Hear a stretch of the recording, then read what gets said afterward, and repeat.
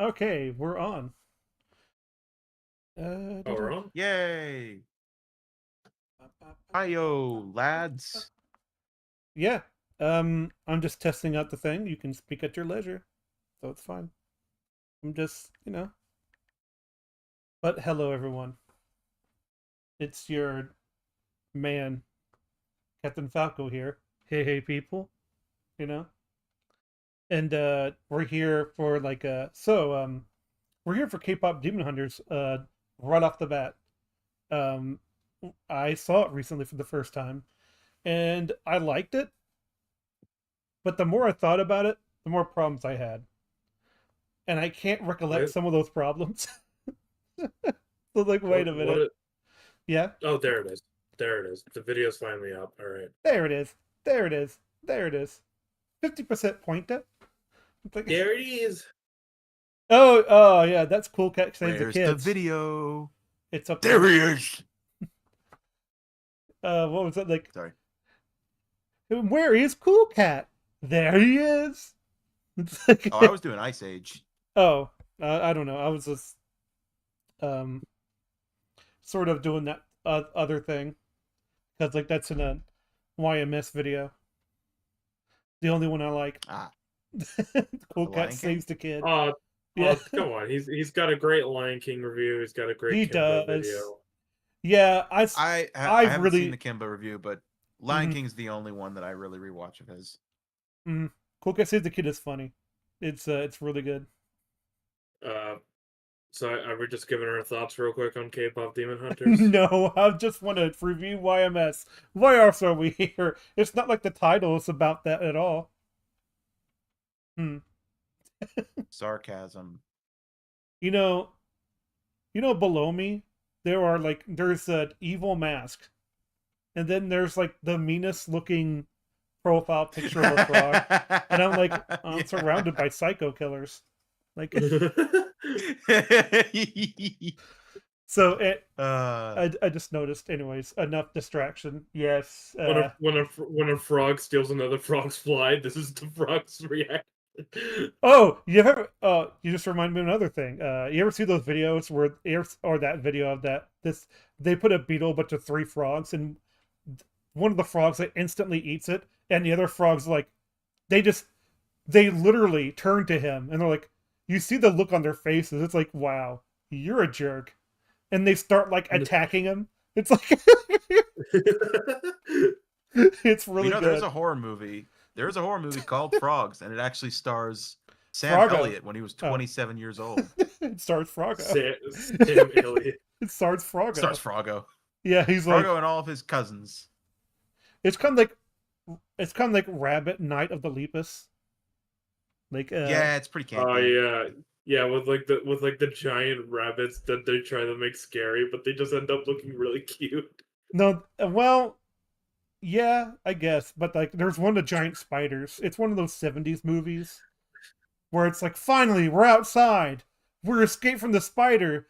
Oh no. And they look outside and it's just the whole city's covered up in webs. It's nothing but spiders.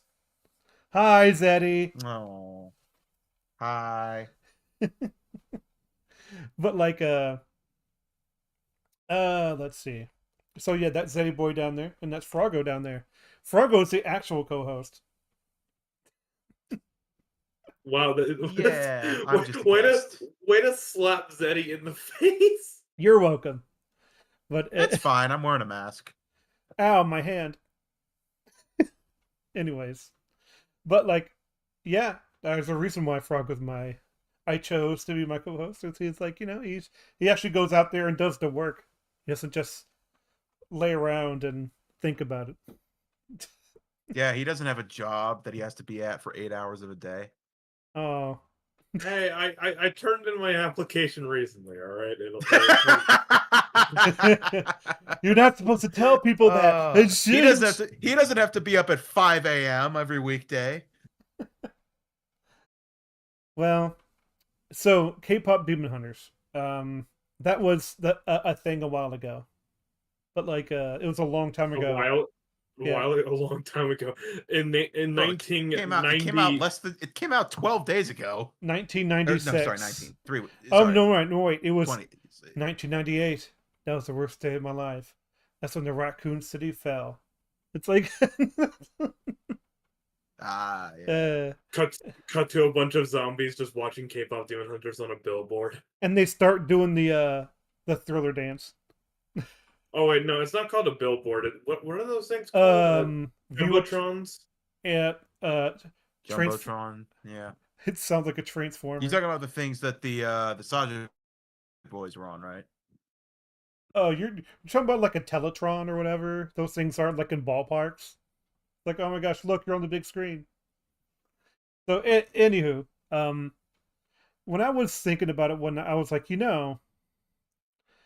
it has like it. I think the obvious thing about K-pop Demon Hunters. Sorry, my thoughts go everywhere, but like my, I was thinking like the pacing issues are really bad. Like they get worse the more time I think about it, because like and I think a lot of the problems are with sort of like yeah, it is a part of those because the pacing issues really lead to the characterization being dropped, um or being limited, and instead for dialogue that's like we need to make sure people need to know what's going on at all times through dialogue, and Thanks, Netflix. and some really bad exposition. And it's like yeah, that's if you don't know, Netflix advises people who do Netflix original stuff to make sure to be explicit for people who are not in the room. Like, you don't have to watch our stuff. We know you watch stuff in the background. We need to make sure people pay attention when they watch it in the background. Well, then that's their fault. Yeah, it's like Well, you could also just grab their attention by being good. It's kind of funny how like that's a thing. Oh, look, it's the Night Watchman. Yo, what's up? He's not. Oh, he might go for number one. Hmm. But but like the what was the other thing? I forgot what I was going. No, come back. Pacing. Bronco buddy, remember? Yeah. Baby, Hassan I never Piker, I'm coming to get forgot about you. you, dude. I'm coming to kill you. In the ring? No, in real life. In real life. Oh goodness, Sam Hyde. What an interesting. I'm number one. Yay! I won something, Mom. Anyways, I'm number one, the tank. uh, man, that K-pop movie. The more I went on, the more I'm like, I think people get hyped up on the songs, and they like the themes and the animation. The animation's all right. I don't think it beats the Spider-Verse films, or like Puss in Boots, or like or in I don't know. It's not basic, but it's good, but I don't think it's that good. You know what I mean? Uh, I think it's good. Yeah, it's good. It's At good. the very least. I think it's quite bad.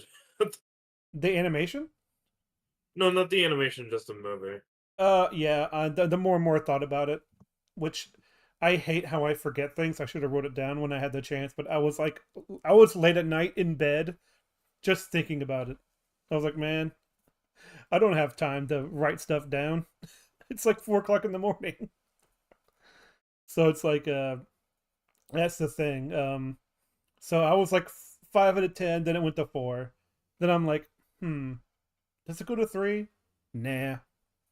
Like, no, it'll stay on that 4. It'll stay there. So it's like I think the best parts are definitely between the bad guy and the main girl. That's what I call them, because I forget their names. Rooney and Ginu. Rooney and yeah. It's like because Rooney. they actually do have. Rooney. I think they're the most people that have the most character, and that's probably why I remember more. Meanwhile, clearly- Zoe and Mira are just there to be emotional support, I guess. There Yeah, wouldn't. the movie was clearly playing favorites with which characters it wanted to give more meat. It's fine if you want to do that. That's not a problem. The problem is um how much they're given and how important they are in the story. Because it seems like these three girls should be important to each other, but they're really not. By I mean, what but they're by they're what you're seeing on screen, I mean, it's like it's implied that they're really close, but it's like, but what I'm seeing is lying to me. Like, all I get is pretty much just exposition. It's all their relationship is just exposition. come on, guys, we need to Oh, go to the couch, oh, couch, oh, couch, couch, couch. Like, all right, hold on. yeah. Byakuya might join. Oh my gosh! If you don't know him, he was here for the What do you Buffy stream, know? and he can. Um, it it does have the liar revealed, which is not a problem. It's not the trope. It's not the idea. It's the execution. It's how it's done. Well, we'll explain more in detail as this video plays, but first we gotta Probably. get Byakuya in. Okay, if he wants to be a nerd and come in, I'm fine. Yeah, come and join the nerds. Which are nerds is probably Oh, one. he said he'll be there in a few minutes. Okay, Okay. I will. We'll just move nowhere to Hag and just keep going. Well, there's not really much of a twist, at least. It's very straightforward. Well, People, The only twist if we like, I don't think that's a twist. That's just a liar reveal. yeah, The only big twist we get is like early in the movie with it's not even revealed in the trailers, I don't think. So it's they were keeping that a secret. she's got marks. Oh my gosh. Well, I think there is another little twist involving Genu later on, but that's Hmm. it's not really like substantial, to be honest. It's revealed like twice in a row.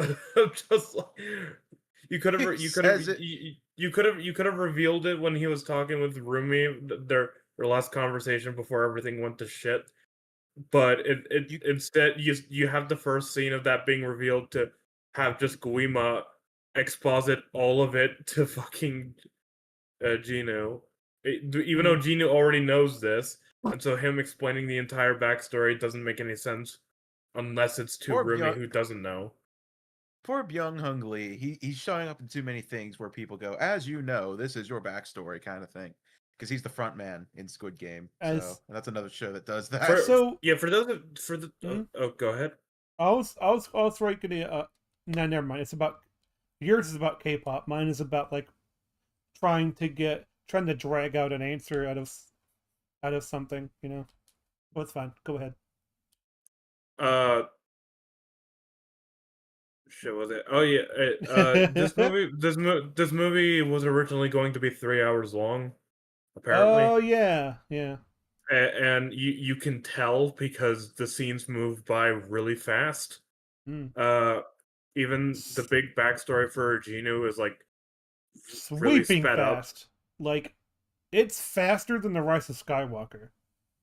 It's like, all right, Rumi and Gino meet. All right, they have a little confrontation, and Gino reveals his thing. All right, cool. We're good. We got it. Good, great. When you think it's going to slow down, it really doesn't. That's why the pacing is so bad. It's really slow, but then it goes really fast and then really slow. It's like, wow. The only time it really slows down is with the final scene with Celine, which we'll get to. I think it also slows down when you felt that was slow? Not really. I mean, yeah, I mean, it was like a full-on conversation, so... It slows down for a joke. And that's the one joke I think everybody likes. Does it? Whoa, what do you mean? The last scene was Celine? No. I'm talking about the only time the movie slows down is for jokes. Because... Not really, because the last scene with Celine did go slow, and it was taking its time. I don't know. It doesn't seem that way, especially when maybe I just wasn't happy with what was said. It just rushes through the songs. I like the idea of like her mom being like is controlling her, but with the best intentions. But then it No, ends up. for fuck's sake, why does everybody keep making this mistake? Who It's watch not this her movie for the first? mom, but It's not it's her mom. basically a mother Stepmom. figure. It's her Step. mom's friend. It's well, by all intents and purposes, it is her mom. Like, Mother figure, yeah. yes. It's like if you're adopted, that's your mom. It might not be your biological mom. So it's still I'm still correct, technically correct, the best kind of correct. Hmm. So Aren't you spiritually correct rather than technically correct? no, oh, Okay. spiritually correct. It would come from a scripture.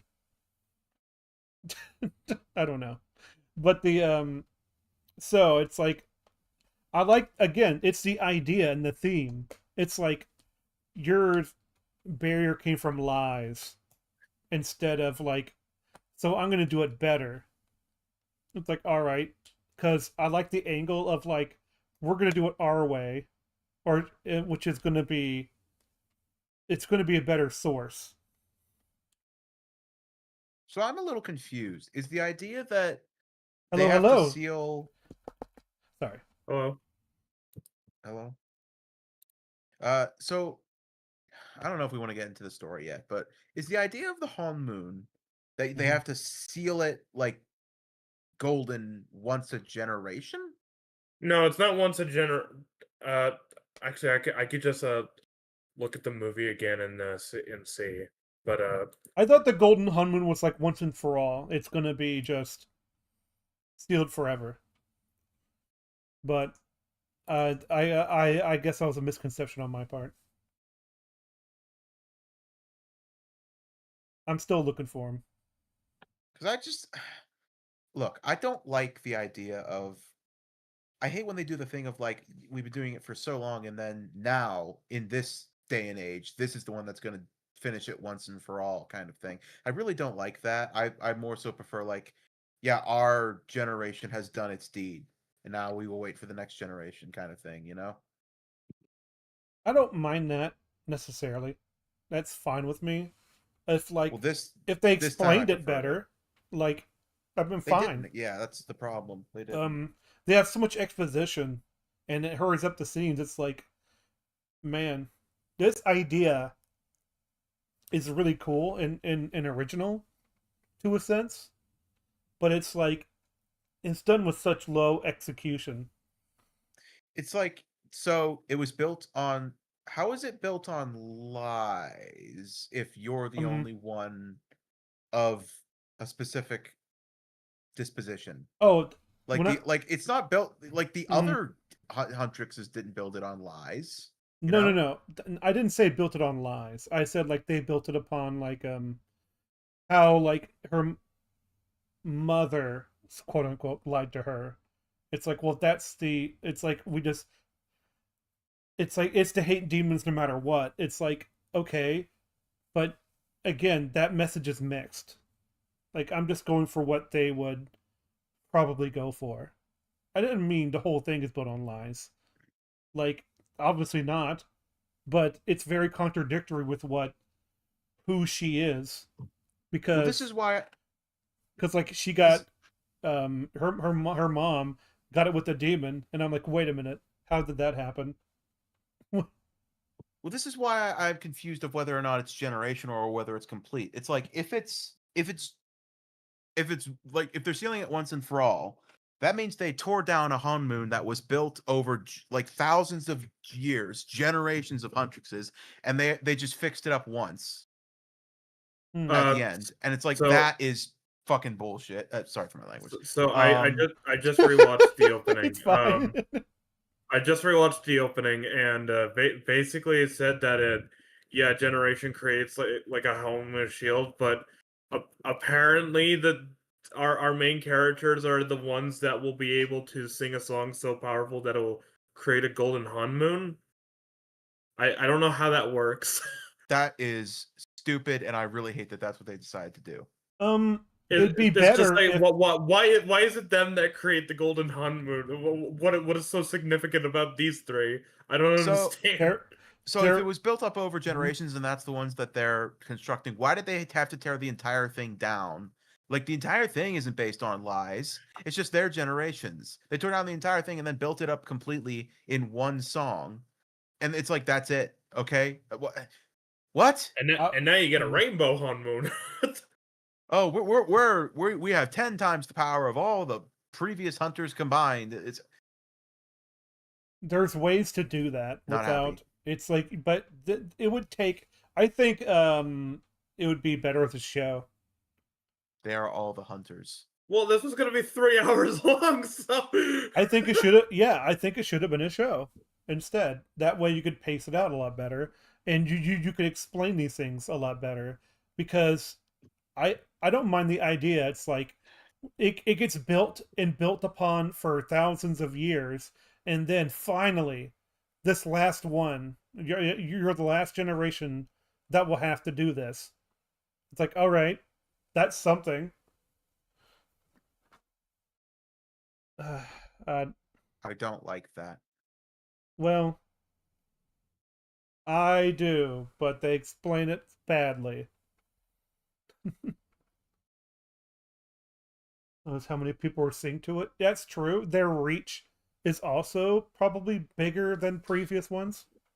That's true, I guess, because we are in the modern age, so way more people are probably going to get The power of the exposed internet. to them. Power of the internet, unironically. There's a baby born and it can't sing. It's like, crap. What about all the people that are deaf or mute? Oh, man. Well, that There's sucks. ways for them to They can vibe. well, it's not exactly. They don't always have to be related. Because they don't always have to be related with the past singers, apparently. Because I don't know, nothing said about Mira's family other than she was a black sheep of her family, and then she became a singer, and so it was just you used to live in America. So I have no I have used to live I in I America. I guess just some singers are just fucking chosen for this. I guess I don't Yes. Oh yeah. Oh, I yeah, never, they're definitely I never chosen. assumed it was like familial. I always assumed it was just like, every generation 3 women are chosen, Well, I it's guess. it's like the beginning of Buffy through season 1 and 2. It's like for once in a generation, there's a chosen one. The fight against the vampires, the monsters, and the demons. She is the Slayer. Yeah. Yeah. It's like that times 3. But I wouldn't I wouldn't One mind of them that just though. happened to be It's the like, daughter of a previous Mhm. hunter. oh yeah, No, like, that I'm fine with that. Makes sense. I'd like, but then again, it's like Any other problems with you also have to be part demon. It's like, what does the Hamune have? It's like the Force. It's like it's like a immune. whatever the freaking wavelengths. On Moon. Han Moon. It will. It's like Majora's Mask. It will I don't know, come. It some will come Korean down. shit or whatever. The Han Moon don't will be come like that. down. The Han Moon will strike. Will come down and strike the Earth unless we prevent it in 3 days. Like, let's see. I think we should go on, even if he's not here. He can join in. So he. Ba-da-ba-ba-da-ba-ba-ba. I will go ahead and. Oh my gosh. All right. There's a video to watch. Yeah, who knew? Yeah, the K-pop Demon Hunters is peak apparently. Yeah. Also, I don't. Is it? All right. The first frame. He's the best part of the film. This. Oh, wait, did my video start? It's not starting. I know it's not. Wait, why is my user? What's up with my username? Okay, hang on, I can change it. I don't know why it's like that. Don't blame me. So, do you guys see? Do you guys see what I see? I see uh, 3 lasses saying, oh. "I need more." No. Okay, Just press the play button. It'll pause on the thing. there it is. Oh my god! He's not the. Yeah. And it says That's he's a the. jump scare. He is the. He's the He best. is the best part of the film. Cry Crying emoji. I don't know. Yes. Yes. Do you guys agree? I do agree, but this Yeah. is. Listen, I'm doing this in good faith, but when I see the crying emoji and this guy's best part of the film, it's kind of like the equivalent of like a stand-up comedian coming out. He's like, "Yeah, Baltimore's the best place ever. Woo!" It's like, yeah, Yeah, I all will right. say like I don't I if you say this, just the sentence, I'd be like, okay, yeah, I kind of agree. You had the crying face, and I'm just like, okay, you're just letting your emotions get to you, man. You just like it because it's a cat. And of course, like it's the part where he tips it over. Yeah. Yeah.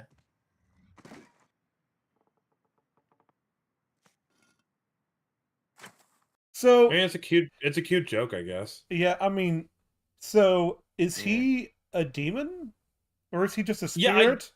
I don't know. I I get- don't So know. like a I was spirit confused animal. on that. Like could be like you know those animals in Coco? Yeah, but okay, we're not going to Coco. We're talking about K-pop Demon Hunters. We're not talking about Mexico. We're talking about Koreans. We're talking about It's all, look, Korea. all the mythologies are weird, okay? They all I'm got just- animals in the afterlife kind of thing. I know. What do you mean? It's like, North Korea, it's the same. No, I don't think that's what Milk, he alcohol, means. poison, it's all the same to give a baby. But like, I That's a Doug I Walker reference. I know what you mean, but like, but it's like that's why I'm so confused. I'm like, if this is a demon, then why is it like this? Why why is it get allowed to fucking- cross over? Like, It didn't even get pulled into the by the Hunman. It didn't get pulled back into the underworld. there's one scene. It stayed by the end of the movie. So I don't know what the fuck it is. One scene says it's a spirit of some kind because it's like because it goes into a statue. And Oh I'm like, yeah, of itself. yeah, and I'm like, what? But apparently it's also Jinu's pet because it even shows up with Jinu in his Mhm. first scene. Well, he's trying to trick her because like it has the invitation in its mouth. no, No. I No, he's mean, talking like, about like his introduction in like hell or whatever. Oh in the yeah, underworld. Yeah, it shows up next to underworld, Jinu yeah. when Jinu's singing his little song.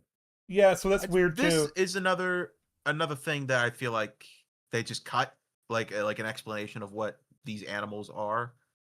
You know,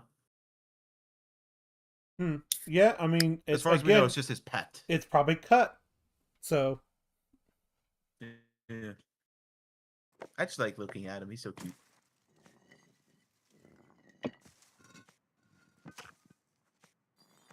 I've only had Arlo for a day and a half, but if anything happened to him, I would kill everyone in this room and then.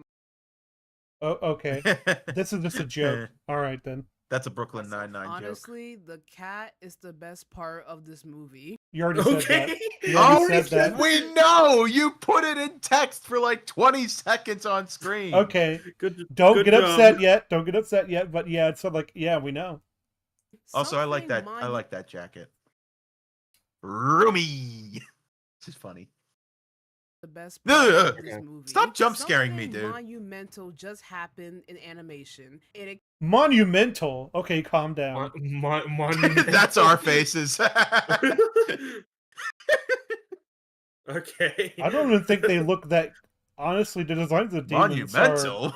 kind of meh. Like, I think they're neat. I like them. yeah, I don't know. That's just not my cup of tea.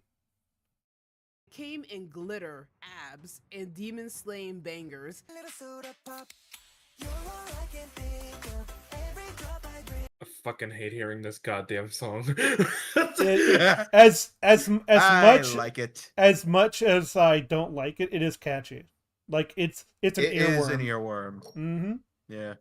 I fucking hate this song. Everybody kept sharing it on goddamn Twitter everywhere. And it's just like, pick a damn different song for fuck's sake. Well, what's That- funny no, is that the that's your earworm for me was timeline, not actually mine. how it's. It was How it's literally done. only made, it's not made for any other purpose other than it's supposed to be catchy and people will use it in fucking TikTok. Well, that was the joke in the movie that they hated it, but it was very catchy and they couldn't deny that. Yeah, that's the point of it. Yeah. So, anyways, And it worked.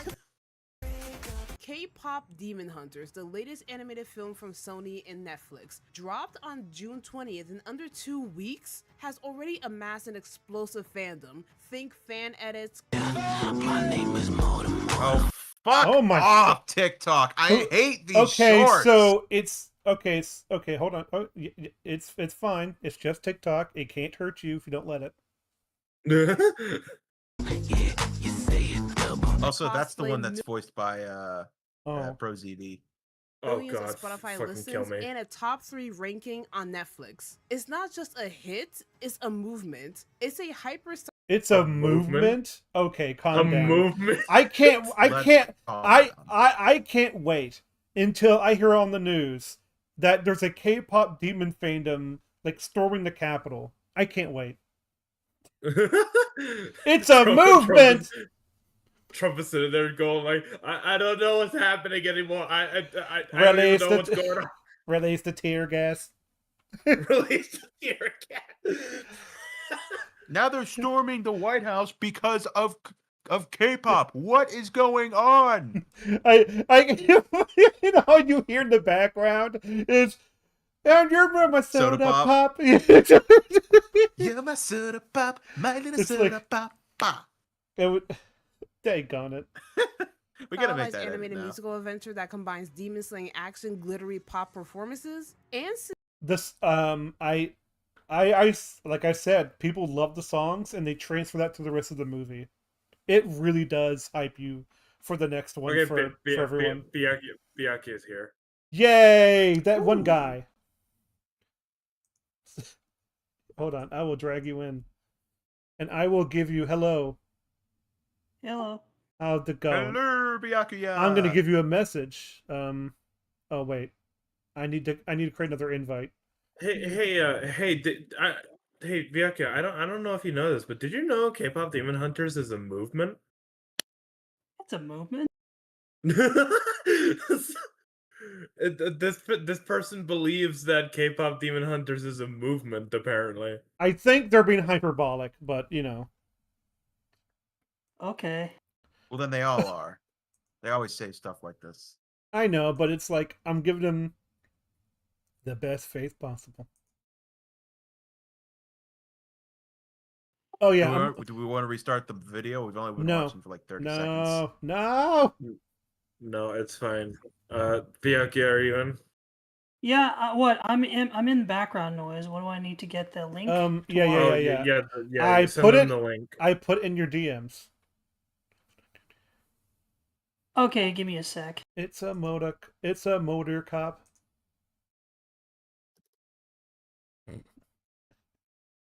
Goodness. I am the waiting. Okay. There he I'm is. in. I'm in. All right. I'm also set to push the demon slaying talk. action, glittery pop performances, and sincere emotional stakes into one of the most extra pieces of media I've seen in a long time. Extra piece of Extra. media. X. Extra She's piece saying of it's media. very extra. As in, like Hold on. it has a wild concept, is what she means. I guess I've just never heard that before, so it's like, all right. Oh, it's a term. Because you're I know this is old. gonna sound mean, but like it sounds like remember Samurai Oh Jack my g- 5 with Aku, Dude, who says extra thick. It's just what it is, dude. Falco, you have to stop jump scaring me with these eyeballs. Well, that's you. You get startled very Yeah, that's- easily then. That's you, man. Which is ironic considering my icon. Well, I'm just doing this because like I want to hear it again. Emotional stakes into one of the most extra pieces of media I've seen in a long time, and I adore it for precisely that reason. When I first heard the premise, I thought it had to be a joke or one of those parody trailers. A K-pop girl group who moonlight as demon slayers? It sounded like someone who mashed together Sailor Moon, BTS, and Buffy the Vampire Slayer into a blender. Oh, no. Hey. You wish. Eh, I don't- wish. I don't know. I wish. The thing is, I don't know why you wouldn't. I like in animation. I could totally see someone making this, and I'd be like, yeah, I believe it. It's Animation has a lot of potential. has a lot of I don't stupid. know. What on surface, it sounds really stupid. That's the thing. That's the thing I like about cartoons in animation that really does it. Teenage Mutant Ninja Turtles on paper. Yeah, because like I don't know how much you guys covered the actual movie. I don't know if we're going with full spoilers. yep, Is that full all right? spoilers. Full spoilers. Okay, but like I feel like this movie, all those sound great what she described, but it really felt like this movie needed another major rewrite because there are some good ideas. Like I can see the Buffy aspects, I can see the demon hunting as elements with like East Asian mythology. It's all there. It's just so disjointed and there's just so many narrative problems with like contrivances galore and just some shaky world building elements and it's from what I understand this movie was supposed to be longer and like really looking into it because I was supposed to rewatch this film actually before this. Unfortunately I couldn't get to it, but it just really thinking about it really feels like this movie was a stripped down thing of what we originally could have gotten. Like if this movie was like 2 hours, I think that extra 20 minutes would have helped. Not to toot my own horn, but like when I was watching it, I'm like, this feels like stuff was cut out of it when we were watching it. I was like, it feels disjointed enough for that. And it's like, I think we all well, said that. yeah, it's like because it just feels that way. It's like Yeah, it feels like 65% of a movie. and that's why it's so like it feels like there was a lot of re-edits to make it seem like a cohesive movie, but it doesn't. But it doesn't work. Yeah. Also, fun fact: Arden Cho plays Rumi, and if you're familiar with her, she was in the Teen Wolf MTV series as Kira. Neat.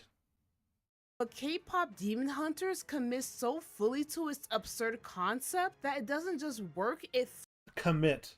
Okay. Commit? So when you What would I not mean, committing look like? well, no, it's not just that. I understand what she's trying to say is that it's like, well, it's good that they committed and didn't like lesser it, like they didn't dumb it down. And I'm like, yeah, but that's what you have to do to be sincere about what you're doing in your project. It's I think that should be normal. This is what I mean. It's like you get a little bit of good and all of a sudden it's like or a little bit of like sincerity in today's media and people will just praise it. Yeah. It's like you got a drop of water in the desert and it's like you got you got a river. It's like no you didn't. I, I'm glad you mentioned that like sincerity because I recently rewatched Independence Day for Independence Day. I haven't seen So that did movie. I. Great film. Actually, well, I shouldn't say good film. I like it. It has problems. It's a but Very fun film. popcorn entertainment. Yes, it is. Yeah. And that film, I think what I really like about it is that it's very sincere, but it also establishes a promise and it sticks to it. The promise being aliens are invading and we're seeing all the characters' reactions to it. And we get the low points with the characters and everything, and then we get the catharsis with the humans defeating the aliens in like bombastic fashion. It's a very simple story, but it's executed very well because the promise of an alien invasion slash first contact and humans beating the aliens, we got that. Whereas this movie, it feels like there is a promise of demon hunting, but then we go into stuff of Rumi's half demon, and then there's the demon boyfriend, and I'm just like, okay, these are kind of tangentially related, but like, where's the actual demon hunting stuff? And then Well, the you end, get you get that in like little montages, I guess. Yeah. yeah, that's fair. I mean, that's conjoined with the songs, which is the whole point, is that they're K-pop demon hunters. They're not just demon hunters. Oh yeah, and the music's great. Like I like that. I do like the music, in fact. I like I mean, the music too. the music's good, but I've mentioned it before that I've in my after streaming thoughts video that I never listened to K-pop. I'm not that big of a fan of it, so this is my first time like actually sitting down and listening to it, I guess. And it's just not my thing. It's not my thing enough. either, but it's I wouldn't mind hearing some one of these songs again, because like it's kind of like it's the California roll of sushi, where it's like anyone can eat it. It's your beginner introduction into that sort of thing, and I think this is that version of it. Like, Takedown's a good song. I like My that. my favorite song in this whole movie isn't even any of the K-pop stuff. It's the small little song young Rumi sings. Uh, we are hunters, voice is strong, slaying demons with our song. Fix the world, make it right. When the darkness finally meets the light. That whole song has the most meaning to me this because is it's used in subtle visual storytelling type stuff. Like when it's first used after Rumi figures out that the marks are ruining her voice, and she's running past this sign of like uh their new single Golden, and you had to think about like the purpose of that song being used through that visual of the fact that it's a song and a mantra that she has been keeping to her uh keeping inside her head for a very long time, and other demon hunters keep that song too. But when everything's falling apart, when Rumi figures out that her demon half is crawl, almost crawling in her skin, and is is taking over the parts that are important to her. That's when you hear that mantra, that song, letting the viewer know that her world is crumbling apart, and if that mantra isn't going to help the same way it did back then. And then they play it again. at the end. You went in their Mhm. last scene with Celine when she asked Celine to kill her. You hear that song play again, and to me, not to say the songs don't have importance to the story. It obviously does in some ways, Oh, but absolutely, it th- th- does. but this song in particular has the most meaning to me. I think the last song is my favorite. Um, Fair enough. it's yeah, I because it continues off her new attitude of what you've been saying. It's like I think it's Golden's probably my favorite. it's really it's so like they all have like it's what they're like she says like this is what it sounds like when we actually um because it's like because of the theme that this movie I think will get praised for here in a few minutes is that like of her being herself is to accept who she is. The problem is that like I like that message a lot, but the problem is the execution of that message. It's not um it's just really forced all of a Yeah, sudden especially in the ending when she has to reject her surrogate mother. Hmm. yeah. I apologize, Falco, but yeah. Still No, it's better fine. executed than Frozen. Oof. Yeah, because my issue, and we can go into more of this, I won't extrapolate, is that the whole liar revealed plot with the tattoos, I think, I forget who mentioned it when we were watching it. I would have honestly preferred if that reveal that she was half demon was gradual instead of immediate. Like it evolved, it was paced out more to where it evolved during the movie as opposed to, oh, she's always had those tattoos from the very beginning and stuff like that, because that way you can do sort of the lie reveal thing a little bit more cleanly and effectively, because when you just have the lie reveal thing being the thing that's like the major conflict, and the entire story can just end with her being honest and the fact that she knows her two friends for years, like it creates a bit of a disconnect for me. I don't know about anyone else.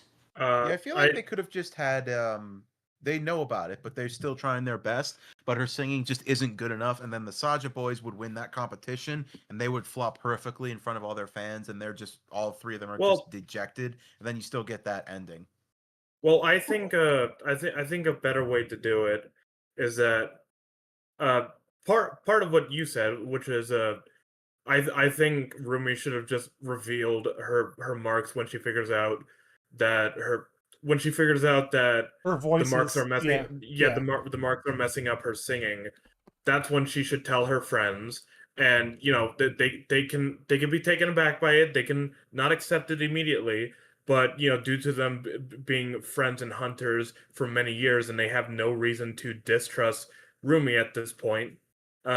You could have more bonding scenes with them trying to deal with this, more characterizations for Zoe and Mira's reactions to Rumi's marks, and then when the Saja boys come in, and you have that whole uh, relationship and bonding moments with Ginu, that's when you have the friends starting to distrust her because they're not sure of what side she's trying to be on anymore, and you could still have conflict there. You could still keep the plot mainly the same, even with the fact that Rumi reveals the marks early. Imagine it would be a subversion too if like she revealed it at that moment on stage and then she came back. It's like, why didn't you tell us? It's like, yeah, but it's not important right now.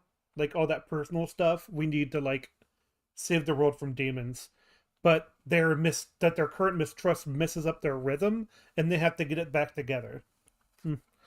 Yeah, and the thing is that can reflect like actual K-pop groups because I know, having seen enough of Oof. them and just watching anime, like K-pop groups, they always have to be in rhythm with one another, and there can be growing pains, or even when they are dealing with issues. Anyways, let's see what arguments they have for Peak other than I just like it. Thrives. Yeah. The story follows Huntrix, a powerhouse K-pop girl group comprised of Rumi, Mira, and Zoe. By day, they rule the stage, win idol competitions, and Oh yeah. Speaking of, they don't need to keep it a secret. Yeah, I mentioned that when we were watching the movie. It's like, what are the consequences of what are the consequences of them knowing that you're demon hunters? It's like, wow, you make really great music and you save the world. Well, I understand it's like if they know about demons and they're like, oh crap, this could ruin a lot of like things in the world. But like, Yeah. I forgot what the counter to that was. Like, it's sort of like, imagine if you knew about demons. It's like, oh crap. It's like, I'd be pretty freaked out. how do I live my life? It's like, it's, you know what I mean? So I understand hiding that, but So if I'm a bad person, do I go to hell? yeah, that's another thing. It's like there's some strong implications by that. So them hiding it, I guess you would try to hide it as much as possible. God, you're just making me think of the MCU now. They've got the Egyptian mythology, the Norse mythology, the Greek mythology, and they just introduced the freaking devil. Oh yeah, the devil was always there. It's like Mephisto. Yeah. I mean, he was the best part of, Iron that Fart. thing. Yeah. Iron Fart, yeah. Sun Lee wants to join. Should we get Sun Lee? Sun Lee, sure. Sorry, yeah, I didn't want to interrupt you guys. It's okay. Oh, it's fun. That's fine. This is what it sounds like. Yeah, because Sunly wanted in. Get the son of Lee. We're joined by a lot of people today. You're all I can think of. Every drop. Shut the fuck up! My soda pop, my little soda pop. Oh my god, fucking kill me. Yeah, it's a catchy. It's a I'm already catchy dead, song. buddy. How's it going, It's Sunly? alright. Hi, Suddenly. So how do you? Hello. Oh yeah, I need to give you something. Mhm. Now we're a real K-pop band. Ah, yes. Yeah. There you What go, would dude. our names be? Wait, is this a meme? Wait. They creep us out. I mean, I feel like I could stick with my name, Zed. No, I'm talking about the group. Anyway, Oh, the group. Oh, the group. anywho. Background noise? Oh yeah. For the background noise? We're the real group of. Are you in? Are you- Background noise. We're Are- always on. No, no. Yeah, he's in. He's I'm in. trying to think Okay, of okay. because three of us have icons that are animals, small animals too. I am not a small Uh. animal. How dare you reduce my size? The Zodiacs? Ooh, The Zodiacs. the the Zodiacs The On a- Zodies. on a farm. Yeah. The Anyway. Zodiacs, we go wild. Here we go. All right. And maintain squeaky clean public images. By night, they fight demons using the power of music. Literally. It's not just about flashy. I don't think She they. says literally and then shows them using blades. Yeah, I know, but like it's true they sing and fight at the same time. I just think that's just used as exposition. I also think it's just flair, you know, because it's an animated Well, movie. I don't know because like every time they Well- do actually go out and hunt demons, they sing. Yeah, it has a Wait a minute. there's a Maybe reason not. they're going out singing. Well, they do sing during. They showed this in the opening too of the original hunters, like singing as they're fighting. So I guess the song powers their strength. I guess. It makes them stronger. Yeah. Yeah. Yeah. Because they don't need to be singing to fight, but it's like their harmony makes them who they are as hunters. I do I have guess to it's wonder. also just like sealing the holes that they come out of. I do have to wonder if three women are chosen to do this sort of thing. You have to kind of question of just like, okay, so what exactly gives them the powers? How are they trained into these abilities? Because they could just grab weapons out of fucking thin air sometimes. Maybe So they're born with it. Maybe it's Maybelline. Isn't Well, like a good example is actually Buffy. They actually explain like why the Slayer is chosen, which Don't spoil. Correct me. well? Yeah, I won't spoil it, but like it's a good explanation for why. Don't we know that what the main girl's name? I forgot her name. Rumi. Rumi. Rumi. She was trained by her mother, right? Or Well, she was raised by her mother died when her mother died when she was a baby, and she was raised by Celine. I know that's not actually her mother. It's Adoptive It's just mother. easier yeah. to say. It's pretty much her mother. Yeah. yeah, mother figure, like not biological mother. I know, but you know what I mean. Yeah. Foster mother. That's the actual word. There we go. Yeah, there you go. hmm Mother from another mother. Mother from another bro. Oh, wait. Whoa, whoa. Hey, listen. No, don't go there. Not just about flashy fights and cool costumes, though there are plenty of them. The core mythology is rooted in generational traditions where music acts as a bridge between the physical and spiritual worlds. These girls aren't just pop idols, they're warriors in a lineage of protectors who maintain the balance between humanity and the demonic realm through harmony, both literal and metaphorical. Honestly, Ugh. Eh, Oh, why do you keep getting jump Literal? scared? I Jesus know. It's Christ. like, oh my I have gosh. full screening, okay? Oh And my gosh, it's a face. Like, yeah. It's a face. It's a yeah, weird whatever. face too. So, metaphorical and literally is what you said, right? I think so. Rewind Yep. it. Okay. Both literal and metaphorical. I have the subtitles up, and that's what's on. Okay. So, what does it mean, like metaphorically? I guess to have singing and You know, when battle anyone- demons. When anyone says literal, I'm reminded because I was EFAP with rags, where it's like there's a lot of people who use literally like incorrectly. Like literally means like it's the actual thing. It's the actual thing. Yeah. It's not a comparison. It is the thing. Well, what you said is that they're protecting the realm through their harmony, both literal and metaphorical. I guess it is Okay. literal because wouldn't they are only singing be Yes, in it is harmony, literal. Yes, it so- is literal. Yeah, Yeah. I agree. But So good yeah, news. Nice. Yes, yeah, but wouldn't it only be literal that they're doing it, not metaphorically? Yeah, that's where I was going with that. it would be mystically. Mystic. Yeah. But you know what? I guess sticking Literal- together is metaphorical literal- harmony. Literary flourish. Okay. I was floored to learn this was intended as a standalone film. Everything about its Oh, world thank building goodness. Why? Okay. Wait. I want to Um, hear what she says. I'm glad it's a standalone film. All right. ancient Okay. rituals, modern pop star politics, supernatural lore, rival bands, and magical institutions screams pilot episode, or at least film 1 of a trilogy. Given the film's popularity before it even released, I wouldn't be surprised if Netflix or someone else greenlit sequels, spin-offs, or even a full-on series.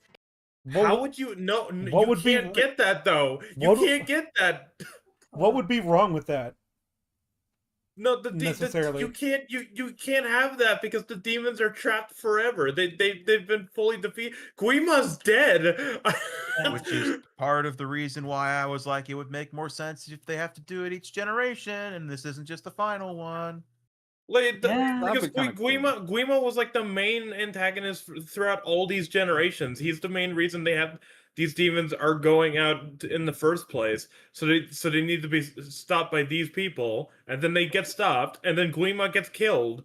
Is like, Was he dead though? I thought he just got sent back. no, I he think did. I think he's dead. Well, I mean, you could change that to saying he got he was just got banished. depowered, He just I got guess, yeah. banished. Not really. If they- yeah. Did they ever that's what I'm say he saying. was killed or no? Evil can't be killed. It can only be defeated. Well, No. the thing is, Well- in this movie, they never made it to the golden Hamun. Amun. Hamun.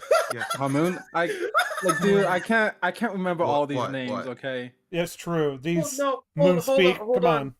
I'm not laughing at that. I'm not laughing at that. What? Hold on. What is it? I need this. I'll post it in the VC text. Look, I was trying to search up was Guima killed in K-pop Demon Hunters, and this is what I got.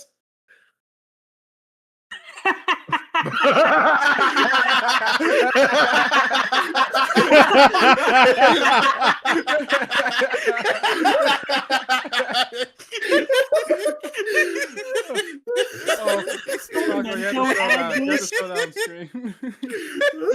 I Mental add this. I really can't right now. Oh, you But can. Okay. It just so you did a search for it, but I will tell you. But I guess I will because why not? Why not? It just takes me a long time to do this because. I mean, we could just say it, to be honest. Yeah. we can Yeah, do yeah, we can just say it. So you tell the story, Froggo, since you searched it up. Okay. Oh wait, hold on. Someone's knocking on my door. I'll be right back. that. Aw, Oh, for Pete's sake. Well, we'll just move on. We'll just move that on. was very inconvenient timing. hmm Well, for those that don't see, it's basically Hey. Froggo looked up. Oh, sure. Go ahead. That's fine.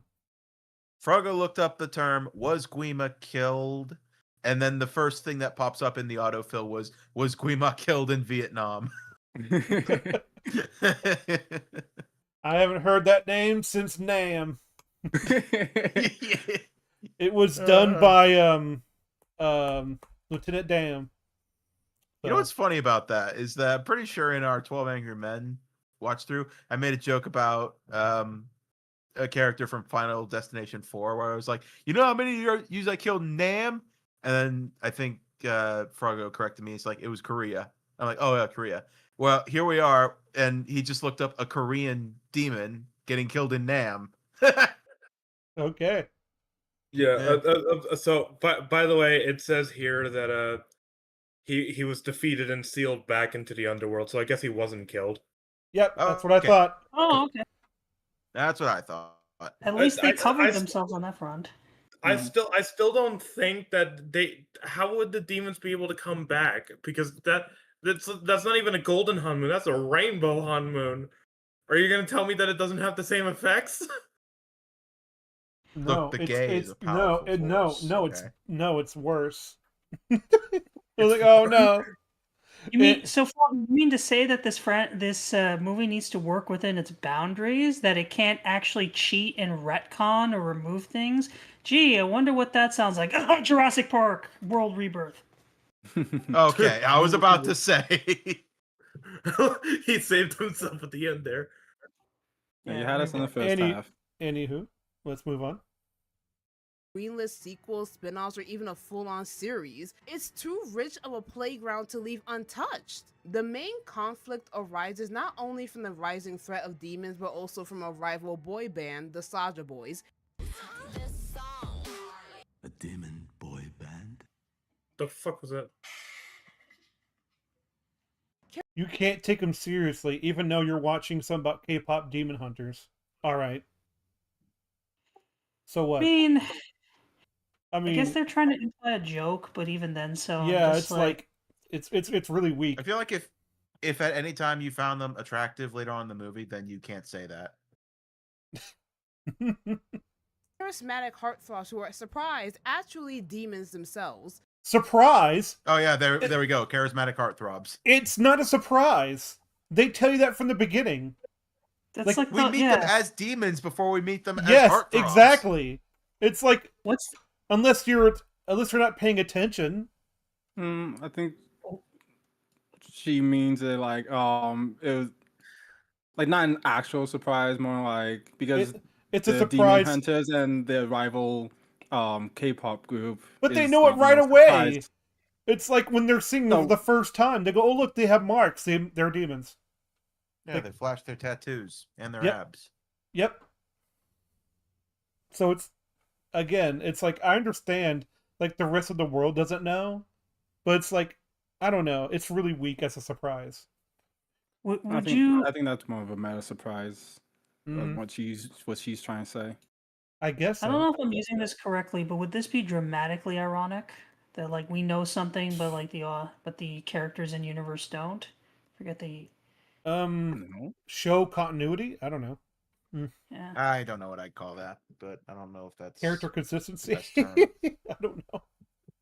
But like, I don't know. It just fits into world consistency. Like, it's like, yeah, of course they don't know. It's the same stuff you do. Oh, Like- it's a literary device where the audience is aware of something that the characters, the story, are not. Alfred Hitchcock used that a lot. So Okay. Before the Saja Boys, real ones remember Four Town. Oh, for fuck's Their sake! music Don't isn't don't meant to remind me of harmonize, Turning but to Red. hypnotize, Fuck siphoning off. the emotional Oh energy of god, their that was from Turning Red. That was from Turning Red. Yeah. I haven't seen it. siphoning the I don't wanna- emotional energy of their fans to weaken the boundary between worlds and empower their evil demon king. Rumi, our protagonist, is revealed to be half demon. Okay, wait. well, wait, She what? they said that they're stealing the emotional energy No. of their fans, but they just It's- straight up. There's no one on that train when they look in. So didn't they just straight up just kill them? Yeah, Steal they their c- bodies and souls. It's their souls. They steal their souls. Yeah. And The- apparently their bodies too. The demon songs that Yeah, they their do. music is literally soul sucking. Well, It's not just their emotional it's not ju- energy, it's their no. them. So the songs gear them up to be emotionally vulnerable, and then the demons come in and suck out their souls. Like that's what they were doing. But still, it's like it's also funny that she said like there's only one main character. And it's like, yeah, the other two don't have much screen time, do they? It's like, Oh wait, no, Yeah. they have screen time. It's just they don't have much of a character. Emotions are sort of a part of it, but it was Mhm. mainly Emotional only happened- manipulation. Yeah. it only happens. Well, no, I mean like the demon stealing the emotions part. It's Mhm. only shown in the climax where after everybody is like super sad about about Rumi and the others like breaking up. Well, supposedly breaking up because it was actually demons that were disguising as their friends to make it look like a breakup. Mhm. But what was I gonna say? It's just it's it's contrived. They're, sorry. they are lured over to the Saja boys, by I guess their hateful emotions being. I don't know how it works. Basically, they just got called by the Saja boys, and then all of a sudden their doubts and stuffs were being whispered into their ears. Their So negative, I- yeah. Their negative Maybe it's like emotions when gets exploited. when the beings like sing, it's like the audience is giving their emotions to them. The Huntrixes are using that to power the Han Moon, whereas the demons are just taking it. Well, the thing about like in fact, they're the other difference between Huntrix and the Saja boys is that they also give their emotions to the audience. Like it empowers them to be more positive. When it's and again it works with the theme as like the Soldier Boys are giving them false confidence. Like it's a sort of like, yeah, you feel positive about yourself, but it's really just a way for us to manipulate you. It's like into a worse fate. It sounds very anti-man. Oh, don't. I'm go kidding. there. I'm kidding. Oh, okay, good. But I It do does. want to cycle. Mhm. Oh, my- Go ahead. I do want to cycle back though to the point with like the other two characters, and just like, because like really thinking about it, how thin they feel. I mean, I don't mind them, but I wish there was something more. And I think a really good example that I think can bolster like just having a really tight movie but really great characters is if you remember the Disney Atlantis movie. Do you remember all the side characters in that film? Yep. I don't. Yeah, I've never seen it. Oh, it's great. I recommend it. But like, we still need to watch it. All the members of the crew that are there for the expedition, they only get like one or two like major lines during their introduction, but like they're instantly memorable. You know who they are. You know why they're pursuing like the lost city of Atlantis for their own needs, and you really feel like you actually get to know these individuals, even though the amount of lines per like screen time is pretty low within the movie. Mm-hmm. Yep. What's Even though they efficient do writing? kind of have a stereotypical like scene of them talking about their pasts, it's quick and it's, I think, better done than a lot of movies. Yes. All right. We're good. Yep. What? Is revealed to be half demon. Dun, dun, dun. A secret that she hides from everyone. Her connection with Genu, the leader of the Saja Boys, Some creates fucking a reason. morally murky romance that underscores her struggle with identity and self-acceptance. That's another good song I like for the character moments where it's like she decides to like just how do I like I need to trust the other person with my life. But it's definitely a little more one-sided. This would have been the perfect moment for Rumi to fucking tell her friends about her marks, but she keeps it a secret because It would have been any moment, but yeah. look, Don't let them show. Yeah, I understand that, you know, she was partly manipulated by Celine to keep it a secret, but at the same time it's like Rumi should have loads of fucking questions of just how come you knew that the marks would go away by the golden honeymoon, but you didn't know that it might fuck up my voice. And Wait, also what? Well, did they go away at the end? Nope. Well, they get all rainbowy because it's the theme. Rumi created a new Han Moon because she didn't like the one that was created, even though it wasn't really built from lies from the other generations. This was literally the only Han Moon that was created by lies. How does one simply create a new Han Moon?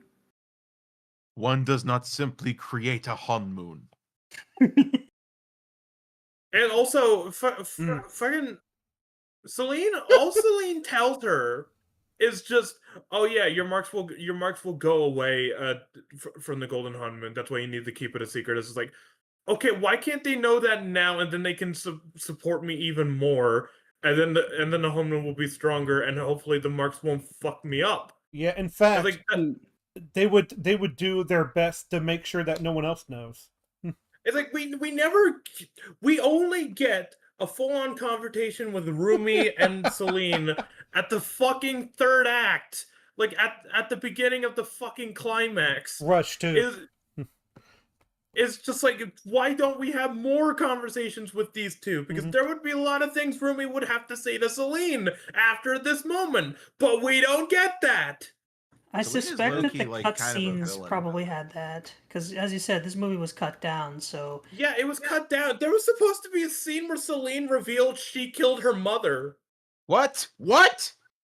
Yeah, Mhm. there was supposed to be a fucking part in the 3 hour cut where Celine reveals that because of her mother having a baby with a demon, that she supposedly accidentally killed Rumi's mother and killed her demon father. But they cut that. They fucking cut that. Would have been something. That would have been Well, actually like good This is character my face content. after hearing that. mhm. Um, Uh, the thing about like, I understand the whole thing of like, if you're the baby elephant analogy, where it's like if you tie it up from a young age, it doesn't matter how strong the rope is, the elephant will always stay there because it can never get away from it when it was a child. You know, it's like the whole mindset of like of that. Yeah. But It's like it's like the whale from God of War Ragnarok. Sorry. yeah. Oh yeah. That's yeah, true. But this is a human being. It's gonna have questions once in a while because when you grow up, your hormones will cause you to rebel a little bit because you start asking questions since the world is right there. It's you want to once you seek information from the world and you get different perspectives, you start to form your own. It's not just about your surrogate mother says this, you know. So it's Yeah. like Bell Hungman. mhm. There's like you would ask some questions. That's a good one. Yeah, there And, it goes. anywho, yeah, that's it for that one. So I was actually thinking that, but I wasn't sure how to like phrase it. I was trying to think of a good one. Or struggle with identity and self-acceptance. The other that's the theme, self-acceptance. And once Which you have isn't a bad theme. once you have self-acceptance, then it's like then you can drive your own path. It's like, yeah, I know. So, Yeah. It's a great message. I'm sorry, seeing the shot just reminded me of another issue. What the fuck are these demons that decided to join Jinu's uh K-pop band? Like, I understand the notion of just, yeah, they're demons. They just decided to join them. It's like, so was Jinu literally just searching the underworld and just like, hey guys, you want to join my demon boy band? It's like they have no characterization. We know nothing about why they joined Jinu. They're just demons who And decided to join Jinu, I guess. most And they had really good voices and looks, I guess. most Well, I mean, demons you could. I mean, look, Guima gave Ginu his voice, and I'm guessing he gave the other demons their disguises. I could buy that he just gave these guys their voices and disguises. For the Right, same but thing. but Guima didn't even know about the plan until they showed up with their looks and their voices. hold on, Did they have their looks though? We didn't see hold them. on. They had hats on. So hold on, real quick. What? So the first scene we see a demon in disguise, they're really, really stupid. In fact, it fits throughout the most of the film. So how come these demons that are disguised as boy bands who aren't the human that sold his soul are able to like do this really complicated stuff? Like, how did they do that? Did he train them? Maybe because they're older, because Ginu is like No, no, 400 years old. Wouldn't they be younger at that point? Like, wouldn't that make a little more sense? Like, Also- more, hip with, more also- down with the kids. Also, Zeddy, you're just wrong. It wasn't just them with the hats, because when Guima was like, "How is this gonna work?" They showed off their looks. So Guima definitely didn't give them their looks because he didn't fucking know about it. Okay, It's- well maybe Ginu just found guys that are also good singer. Well, It's maybe ju- good singers, but at least good lookers. maybe it's just Like, contrived. Maybe Maybe Guimu read the script. Guima Yeah. read this. Well, Gina Um, couldn't find people with good voices because Grima said he allowed Gina to keep his voice. He didn't give him his voice. But he could at least find demons that maybe still had good looks. Maybe Imagine Yeah, if But they 'Cause they don't sing down there. imagine if the Demon King was like, I will separate your personalities into different people or something. That'd be something. and Well, I don't know if they got more characterization in the 3 hour cut, but if it's not there, then it's still a fault because what are these demons? Because they seem very different from all the other demons in terms of their Yes. looks, how they act, and just the fact that where did Gino get these guys? I mean, Look, they could look, have been it's the former underworld. humans. There's going to be a lot of different people. He probably sent out a help wanted. In fact, for, Yeah, you know, they're like good so looking weak. how singers. interesting. Yeah, like Sorry, go how ahead. interesting would it have? Yeah, sorry about that. Falco. How Mhm. interesting would it have been if those demons were humans like Jimu, and that I they thought had they their all were.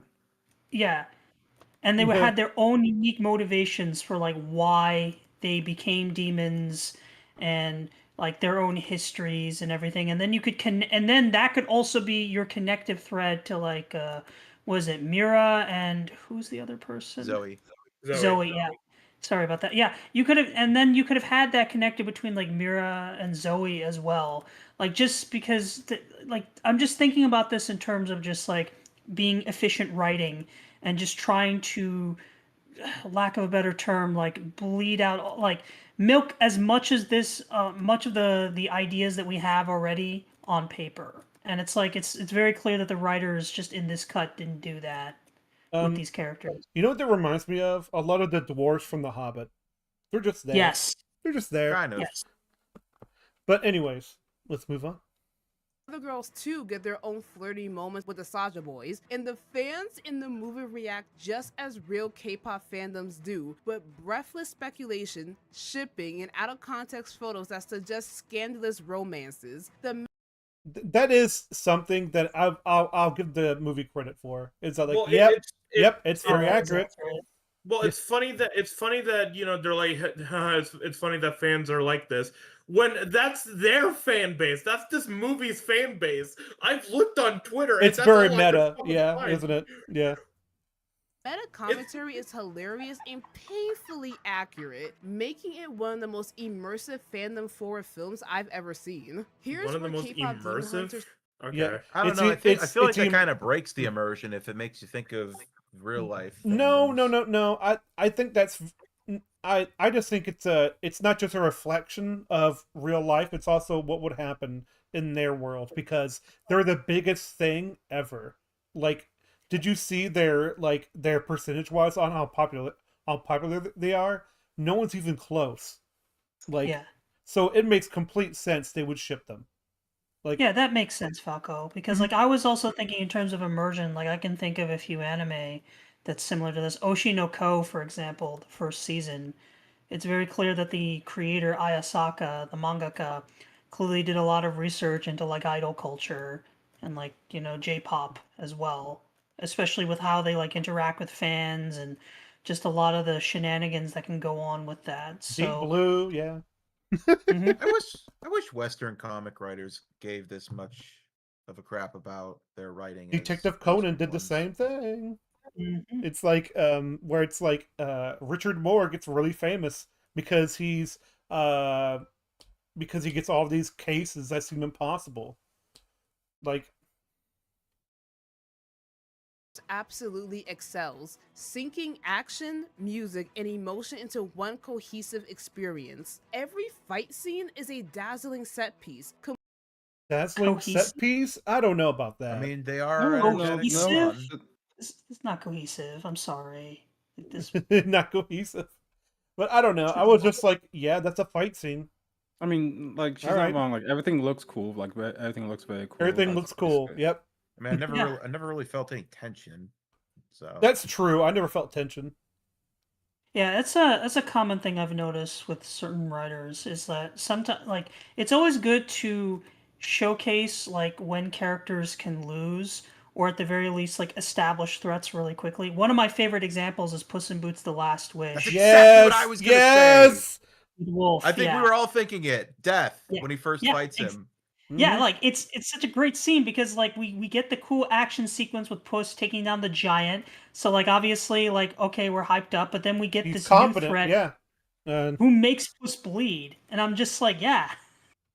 And then he runs away in fear and has a panic attack. It's like, oh, dude, that's fantastic. Pick it up. for stakes, you know. Pick it up. Mm. And then the catharsis of Puss in Boots saying, pick it up. It's like, Oh yeah, when he says it back to him, that's great. Complete with glittering visuals, tightly choreographed movement, and songs that generally slap. While the music isn't traditional K-pop, By the it's way, everything- can we talk about that of like her holding the demon down? It's like, is Guima controlling you? And it just Oh. smiles. It's like, well, I guess we dropped that whole idea of Yeah, the I demon. Oh That's shit, we true. accidentally Brought left that in a up. piece of an idea that we cut out. Crap. No, I honestly think they shouldn't have brought that up at all.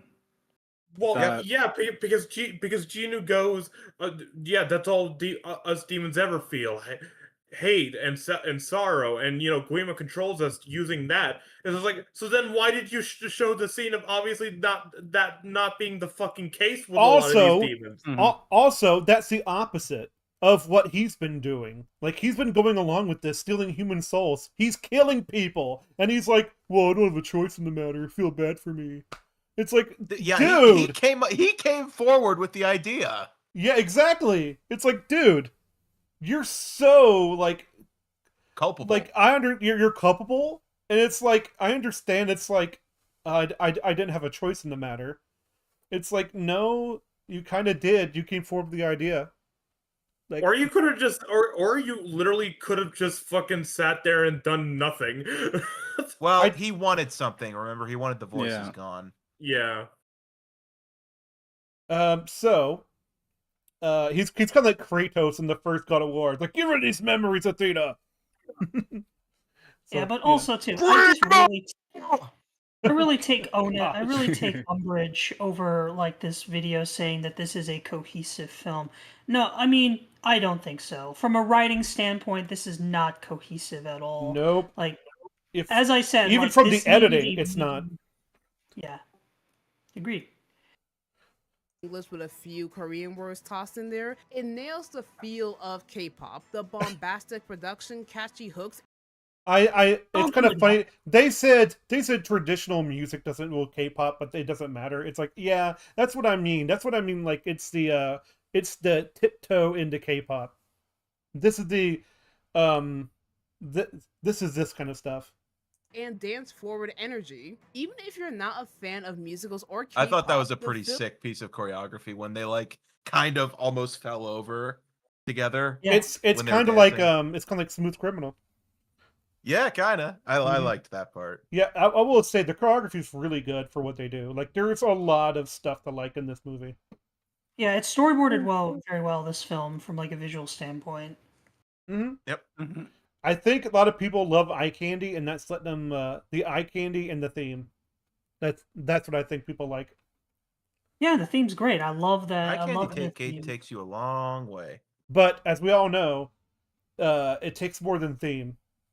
So film's use of music as a narrative tool is powerful. Songs aren't just background noise, they're emotional battlegrounds. Hey! Yay! reference. I do. I like how like she actually did say that. Like, I'm sick of music being a background thing, and actually being it's really important what songs they pick, and it does actually mean something. The first thing Yeah. I think of is Guardians of the Galaxy Volume 2, when he crushes the what is it like Walkman. he crushes the The Walkman? Walkman, and he says, "By the sailor by the sea," crushes it. It's like, daggone, that's really important, because Mhm. it's one of the songs that that they were listened to in the beginning, and how he connected with him. It's like, Oh, you talking about Brandy? what? The song Brandy? I guess so. I don't know. Because I don't know the if song. you're talking about name. the song, Mhm. the song that plays when he crushes What a it, good that he was also time it listening could to be. earlier. You know that one. Yeah. That's Yeah. it's called Brandy. Okay. Funny thing, you guys know Organized Chaos, right? Oh, who Yeah. doesn't? So Unfortunately, before he went nuts, He was nuts. he But actually continue. he actually did make a video on Guardians of the Galaxy Volume 2, and he made I can't remember the wording exactly, but he gave a very interesting and detailed description of the importance of that song and how it relates to Chris Pratt and his relationship with Kurt Russell. I don't want to try to say it myself, but that was he actually made some interesting points about it in that video. All right. This hey guys, the stop sign is red. Wow. And What unlike happened a to you, man? traditional musical where characters burst into song without warning, the plot motivates these moments. Music is how Huntrix channels their Except power for and one how moment. Do not fucking try to bog down the other musicals just because they follow this formula. Yeah. Well, it's Well, Just because this movie this one does it. has a This movie, mechanical reason for it doesn't mean the others suck. well, true. this Yeah. movie did it. This movie did it too with a love song between Romy and Juno. Yeah, it's true. Well, Gina. That was not prompted by song. It was just a song. Like Yeah. Yep. Yeah, because by this the person's mechanics logic, I weren't guess there. a film like, Yeah. Hmm. I guess a film like Beauty and the Beast, The Lion King, I guess all those must not work because the music All is the just Renaissance movies. yeah, like that was ridiculous. I love Once More Was Feeling, and that has mechanical case for it. But it's like I'm talking about the Buffy episode, but it's like that doesn't make it better or worse. Like Hmm. I guess this person loves Tarzan then, because none of those songs were, sung by the characters in the universe. except for Phil Collins. Phil Collins in the background. He's like, I do love Tarzan. We Mhm. I'm sorry, but this, you know what this picture looks like to me rewatched right it now? recently, and I really loved it, but those songs work done. Oh, okay. I Huh. thought you were done because I didn't hear anything. I'm sorry. Oh, did I cut out? Yeah, you Yeah. cut out a lot. Yes, you did. Oh, I Yeah. was just saying, like, we rewatched Tarzan recently, and I really liked it, but I feel like the Yeah. songs could have had some work done. It's better than like a lot of the movies we watched. I was very It surprised. might actually be my Yeah. top 3, personally. But anyways, Yes, speaking of Disney, this picture looks like this is brought to you by the Disney Channel. Like, but anyway. Oh, yeah. Da, da, da, da. they emotionally connect with the world around them. It's a refreshing take on the genre that feels grounded even in its Okay. I just love that image when she Grounded? bugs out. Grounded? Oh, grounded? Rounded. Okay. Hold yourself. genre that feels grounded even in its That feels grounded in what? genre that feels grounded even in its fantasy. For all of its flashy aesthetics, the movie has a surprisingly heartfelt core. The true villain is Keep replaying Again, it. their emotions are like, yeah, I get it. It's like their emotions transfer to you, and that's why you like it. That's Wait. Is she about to say the true villain isn't Guima? It's like the fact that they don't trust each other or something. Or their No, doubts or whatever. no, she's gonna be like the true villains. Negativity. Not just like negativity. It's not just your standard demon. It's the emotion. it's your own of- insecurities. Yeah. isn't just the demon king, it's shame. Huntrix lives by the Yeah, mantra see. of perfection, never shown They say it to you literally. It's like it's shame. She has. It's like okay. All right. I mean, at least it's straightforward with That's it. what I mean. It's like people are gonna say it's the theme. Like it's always themes. Yeah, and just on the topic of them saying that stuff, it just reminds me of the Netflix CEO who said, "Oh, we want characters to announce like where they are and like how they're feeling, so that way if you're watching this on like a secondary monitor, Yes. you can like Oh, pay yeah, attention." Outside the room. That yeah, just yeah. hurts. That actually hurts to hear. Mhm. It's the DSP version of lazy writing. It's like make it easy enough so anyone can do it. It's like all right. We know no one's paying attention, so have everyone talk about what they're thinking. That would be an interesting like episode of TV if you had to do that. Like I would do that Well, it's like- intentionally as like a spell. It's like you have to speak everything you're thinking about, and that would be a Well, funny it's like- one-off thing. And then at the end, I go, man, that sucks. You can't just talk about what you're feeling all the time. That makes me feel angry. Yeah. Mhm. Yeah, but honestly though, like, why is this the mentality with TV and movies? It's like If you want to just have them talk about their feelings, just go to radio. That's what that is. TV and movies are supposed to be a visual medium. That is what it is. If you're Well, it's not because showing visuals, it's just radio. it's because these writers don't trust their audiences. They don't trust like an audience to actually pick up on like those elements. That's why like Arcane season 1 like impressed me because like with Arcane like that opening sequence like a lazier writer would have had like a voiceover, but it didn't need it. You had the music and everything like that, and the visuals and just the situation was enough to where people could just instantly get it without you being told. I still haven't seen Arcane. I need to. Well, Season 1's excellent. well now Just Season watch, one. just Season watch one. season Season one. one. you Yeah. also only have season 1. you also have One Punch Man and Fearin', so you know. Yep, good stuff. Anyways, fear or weakness. They're idols after all, perfect, plastic, pristine. But behind the scenes, they're just young women carrying the burden of fan expectations, internalized shame, and imposter syndrome. That so any other entertainer. All right. I mean, I understand what you're saying is like and I do agree, but it's just that this is the first time this has been addressed. I just feel like that's like the only reason I think people like this is the songs. Like, oh, it's catchy songs. And the animation. And the animation. Well, yeah. also the big emotional stuff. Mhm. I even liked the final scene. I was like, that made Yeah. me happy. Final scene's good. pressure literally manifests in Rumi losing her voice, her shame rotting her from the inside out. It's only by Well, that's no. No, it's okay. the demon heritage. It's that's yeah, causing it's the that. demon heritage.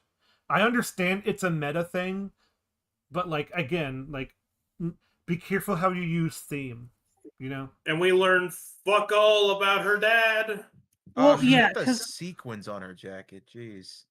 Yeah, because like everything with Rumi, it's supposed to be a metaphor for like how K-pop performers can lose like their edge and like their performance because with their voice and everything. So I get where this person is coming from, but at the same time, like just be like the actual external reason is because she's a demon. Also, And it's like, yes, I get the metaphor, but like you need to work harder to justify this metaphor. in fact, K-pop idols don't exactly live the best lives. Of just, Oh yeah. they're pretty much have to be workaholics. Like so it's like yeah, it's not exactly the best existence. I hear that's the case for a lot of East Asian media jobs. Especially their agencies Well- who keep pushing them. Oh, absolutely. It's kind of like what you hear about in their businesses and stuff. It's like overtime is expected. Like so it's like yeah, all right. Yeah. from the inside out. It's only by embracing her demon heritage, not rejecting it, that she's able to sing again. Her You know what this reminds me of? Like I understand the message, but like Buffy, yeah, I could talk about Buffy some more. It's great. Like it exerted this expectation by rejecting her heritage and actually doing it on her own. Yeah. It's like, and that's in the final season. Well, yeah, and then it's even throughout the show as well, because one of the things in Buffy that's often talked about, and I don't think this is like any biggest spoiler, but it's mainly implied throughout the seasons, is that the Slayer in the lore is usually supposed to operate by themselves, and they usually have shorter lives because they're such a magnet for the supernatural. But like Buffy subverts that by like having her friends help her out, and it's like a lot of that's motivated by her choices and her decisions. Well, Rumi, yeah, go ahead. Rumi embracing her heritage would have been, more meaningful if we at all learned about her relationship with her dad or know that her dad. Well, I don't know the details of the scene where Celine kills her dad and her mother, but I would have liked to see some sort of scene, establishing what the father was like before he was killed, like when he decided to have that child with Rumi's mother. I would have liked to see that. I would have liked to know about that, but we don't get any sort of dialogue about any of that. You know what this reminds me of, Brago? In a better example, How What? Kung Fu Panda 2, where Po learns about his Oh family. yeah, Yeah. Oh yeah. I love that movie. Great. Oh yeah, it's a great movie. That scene makes me tear up. Yeah. Because knowing about his family makes him better at Kung Fu. Who knew? Well, yeah, it's like inner peace because like the whole thing was the burning question of like where does he come from, because it was Mhm. something he never really considered, and then when he finally realizes the truth and everything, he's able to let that go, you know, Mhm. and it's reflected very well with Shen being his mirror, and that Shen can't let go of his own past. It's good stuff. Can we all agree that Mr. Ping is the best character in the Kung Fu Panda universe? Mr. Yes, Ping? he is. Oh. Yeah. Jane There Long. is there is no secret ingredient. Noodles. Her voice doesn't return in a grand moment of realization. It just comes back. Well, yeah, that's a problem. In fact, in fact, Good job. You And- pointed out a problem. in fact, no. Well, actually, it kind of does, and that's a problem. And the thing is, though, it does come back in a bombastic way. She goes into the auditorium and sings, and it leads to their. Oh yeah, Yeah. before that, when the two demons disguise themselves as her. Well, we're No, we're just not that one. Oh, What? She walks into the auditorium and during the final scene, and yeah, her voice comes back, and she's like, "Oh, look at that!" It's like, "Yay!" Like Well, she found yeah, herself. we don't get it. We don't get any other scene other than just she has her fight with Celine. Well, Mhm. word type fighting, not like physical fighting. But Mhm. she has her confrontation with Celine. Teleports away after saying that I'm glad to see this honeymoon destroyed. And then the next time we see her, it's just like, oh yeah, by the way, we're gonna make a new honeymoon. Anyways, rainbow time, baby. feels like they cut out. You know the scene from Kung Fu Panda 2, the inner peace one. It feels like they just cut that kind of scene out of this movie. Yes, That's where it would have been. It's kind of like she has no realization. It's just her going. It's it's kind of like we want to see these things like as because like having closure is good, like for character development. I think Little And for the Platoon audience. puts it. Yeah, my bad. No, it's fine. Go ahead. Yeah. Go ahead. So I'm sorry. I think I remember watching a video by Little Platoon when he was discussing Rings of Power. It's a really good video, and he talks about like Too one long. of the goals that one of the goals that storytellers need to figure out is figuring out what are the relevant details within your story and then how you present that information in order to make sense. And I think this is especially the case in something like movies and especially within animation where you have limited time. And I think in the case of Rumi, it's like, okay, we get the theme of like self acceptance. I think most people can agree that is a good theme on the surface. But the details that are necessary in order to connect those elements, I think, matter just as much. And it's like we compare it to, like you said, Kung Fu Panda 2. It's like Poe's entire reason for wanting Shen was to figure out what happened to his parents. It was a burning desire that put himself and his friends at danger. It's only when he realizes that the answer that he got was hollow, but it didn't really matter because the friends and everyone he made along the way and who he is now, that's what matters, which is why that final battle against Shen is so impactful. I wish there was something more along the lines with Rumi beyond just like, I now accept like who I am and I'm not afraid and everything like that. I think if you had done something more with like the foster mother or even just like her getting to know her parents a bit more and just try to connect that through line, I think could have done a lot to really bolster like the message that is there. And I think it's a similar thing I see with just like Thunderbolts as well with that movie. It's like a good theme is nice, like in terms of like the surface layer, but the minutia of like what makes that story up and what can really support that theme, I think that's what separates a okay story from like a truly great story. Yeah. what I mean is like I just disagree with them being like it's not bombastic. She just says okay. It's like what? Oh, that's bad. Like no, Bambastic. we need to learn these things. It's like we need to see what's going on in her head. It's like especially at that point because it's like So Mhm.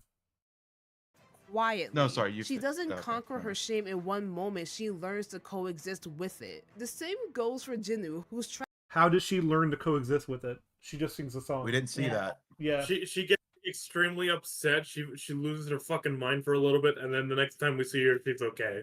Yeah, when she screams, a red line goes across like the world, and it's like, The oh, house. it's like, oh, you're a demon now. Well, we can't trust you. It's like, all right. Because she chose the wrong fucking time to tell her friends Which about was- her marks. It was already, Well, she it was didn't already tell too her, she late. got No, she didn't tell exposed. him. Yeah. She got exposed, but like, which is Yeah, never. Yeah. Which was never. Tragic backstory is revealed not as noble sacrifice, but selfishness. I left them! Yes, I did that. And you would do it too for a check. That guilt keeps No, I wouldn't. That No, wasn't I funny. wouldn't either. It's like I understand he did it for self and he didn't want to live on there anymore, but then it's like, so then why did you? It's just weird how that backstory sort of. And it's like at any time you could have just stepped out of there and then been like, nah, I'm not going to do that. We need more details for why Yeah. that happened. Yeah. Well, I understood what happened. I just think the way it's exposited the first time is fucking terrible with Guima fucking expositing it. When you could have easily just had that revealed when he says I left them. You could have just, that you would have could been just better. had that scene in Yeah. visuals, like flashes that he sees, and we have to try to figure out what it is, and then later on he can say what it was. And then it's like, imagine if he was dragged back after that song with her, and then it's like and then like he comes back and you see this overwhelming force like take him over, and then it cuts to the awards, like beginning of the award ceremony. By It's the like, way, another fucking issue. They're preparing to Oh, sing boy. Golden, and then fucking Bobby comes in and is like, the Saja boys are fighting, and they're just like, yeah, we can put up our song. It's like, okay, you have been fighting these demons for how long, and you don't at all think this might be a trap in any sort? Of like, they're fighting? Why are they fighting? Why That should don't be you- their first question. Why are the Saja boys fighting? Aren't they demons working together? Why would they fight in this moment? I I guess mean, they've Rumi, caused an- Rumi knows. Rumi knows what's happening. Mir and Zoe will have no fucking clue what's happening. you should probably go check it the out. demons have Probably go caused check an it out. event that is Mhm. making us go on stage first. Nothing suspicious about this. I just wonder, it's like we should go check it out first, to make sure they're okay. Yeah, like God, this is just making me want to watch Puss in Boots: The Last Wish now. well, That should be a discussion. That's a great film.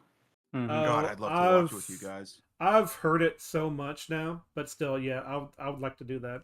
I wouldn't mind. him chained. Both Rumi and Jinnu are locked in prisons of shame, and it's only by accepting themselves that they find freedom. Well, the problem is that when he just accepts it because Rumi said, "Hey, don't be a jerk. You could be human too. You could be free."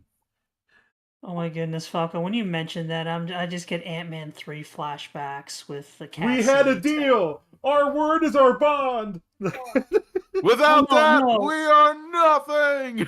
Well, no, it's remember Sorry. with MODOK where she's like, it's too late. It's never too late to be a dick. I'm just saying. Oh, to stop being a dick. It's never Oh. too late. It's never too late to be a jerk. Hundreds of millions of dollars.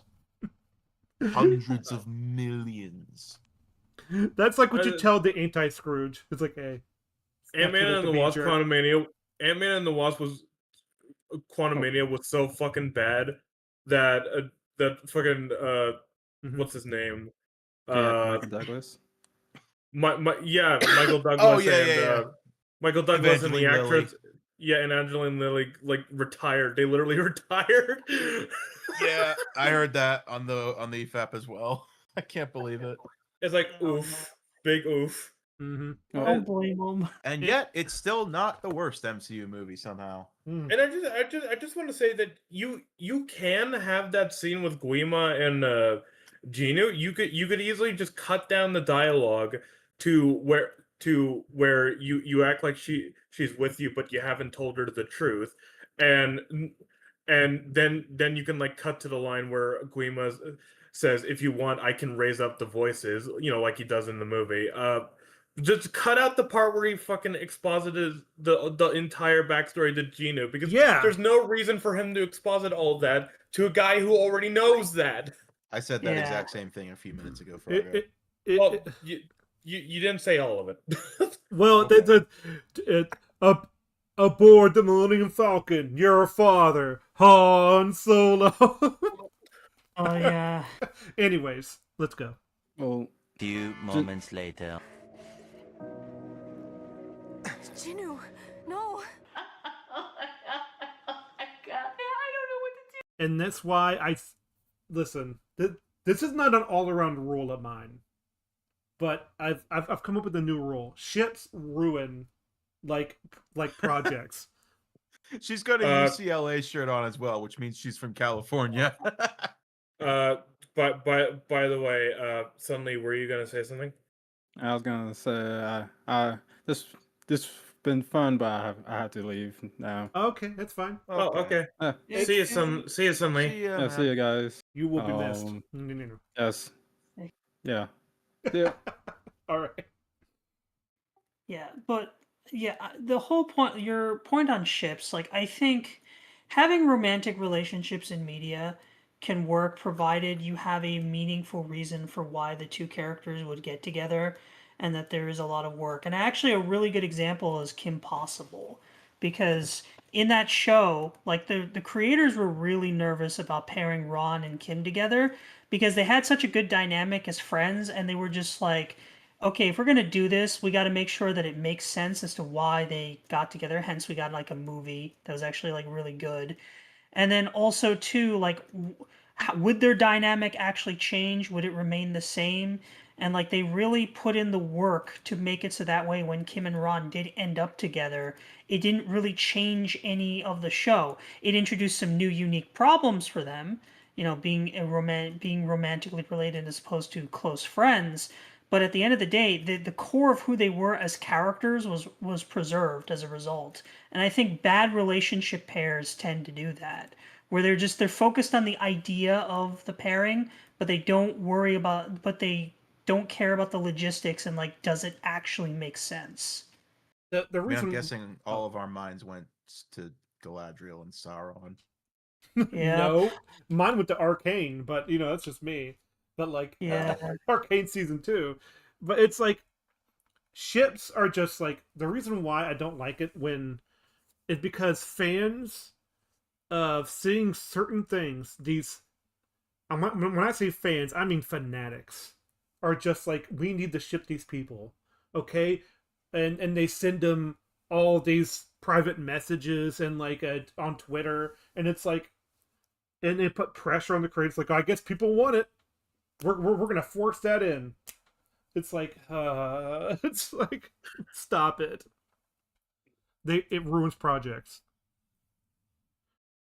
And I think it all started with Raylo. I think that was the first really dangerous shipping. Like, Yeah. Really? You think that was the first one? the would first say one was Bella and Great Ember. Impact. Oh yeah, there was also Bella. So one of the biggest recent ones. That I but- can agree with. But you see, that was already going on its way. Whereas like Raylo was not a thing until The Last Jedi happened. So it's like, it wasn't Bro. intended to be that way. Bro, they kissed and he died. I know, and they got really upset. It's like, no! It's like, That was so freaking funny. Oh Mhm. yeah. Anyways, let's move on. Now listen, I'm not gonna lie. Yes, the movie has flaws. The ending crams in a bit too much. Only a few villains A get named. bit? A A bit? A bit. That's the whole movie. We all said Listen. a bit. Listen. The whole movie's like this. The reason why you didn't notice is because you didn't want to notice. There was no songs that that did it for you, I guess. Like, hey, look, it's the demons. They have Bobby. Oh no, what should we do? Maybe we should go back on stage and finish the Golden Hanmoon so that the demons will go away from Bobby. Whether they know that Bobby was a demon in disguise or not, they should know, hey, if we finish this song, the Golden Hanmoon will happen. So how about we wait until we do the Golden Hanmoon and Bobby will be safe because the demons are clearly luring us But away from the no. fucking stage. No, it's the theme. We had to stay switch to the theme. But then I understand that they by instinct it's like, oh my gosh, we have to help him from demons. Why not tell her on stage? Also, they can clearly disguise themselves as other people without showing the marks, which is showing the marks is very fucking inconsistent in this movie. Because in the first scene with the Huntrix and the demons, Rumi reveals the marks on one of the demons. It's like, oh look, oh wait, hold on, I'll be right back. Okay. I'm sorry, but I have to move on. I agree with everything he just said. The markings are inconsistent. Yeah, I know what he's saying though. Like they Yeah, were yeah, visible yeah. there, but then the boys can hide them, but then they flash them during the song. Doesn't really make sense. Yep. Some character arcs feel rushed, but honestly, who cares? The vibe. We do. And I care. And that's why it's peak fire, because who cares? We start with the cat and end it on the cat. Yeah, because why even care about like our Story. criticism or anything if we can't actually critique the minutia of like the hows and the whys of the story? It's like, man, I know I'm getting off of my soapbox quite a bit. I really get annoyed when people say this kind of stuff because the purpose of art criticism, especially like good art criticism, is twofold. One, it's to highlight what works and doesn't work in a piece of media, and two, this is helpful for aspiring writers out there who are wanting to learn. Yeah, it's good for self-improvement. It's just Those 4 words are very dangerous for writers, but who cares? honestly, who cares? Oh, yeah. Oh no, I just say like who cares? That's a 2-word sentence. It's like, yep. I understand what they could mean, but like it's very dangerous for you to say that, but especially honestly, someone who makes videos about, I don't know what this is. But well, I feel like but honestly. Oh, sorry.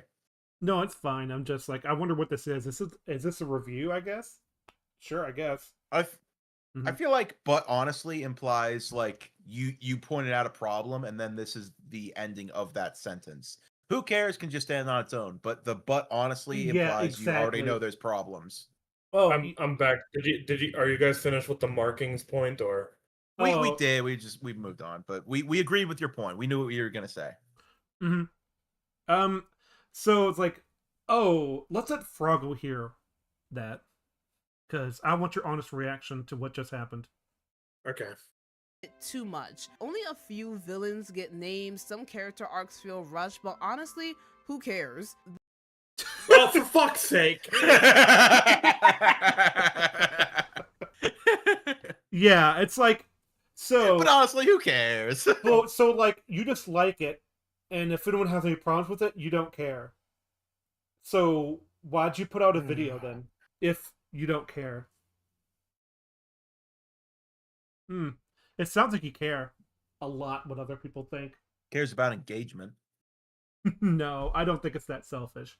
I just think that like she's on her metaphorical soapbox about this issue, and so therefore it's like, but you do care. When people say they don't care and make a video about it, you care. You do, and it's okay to care.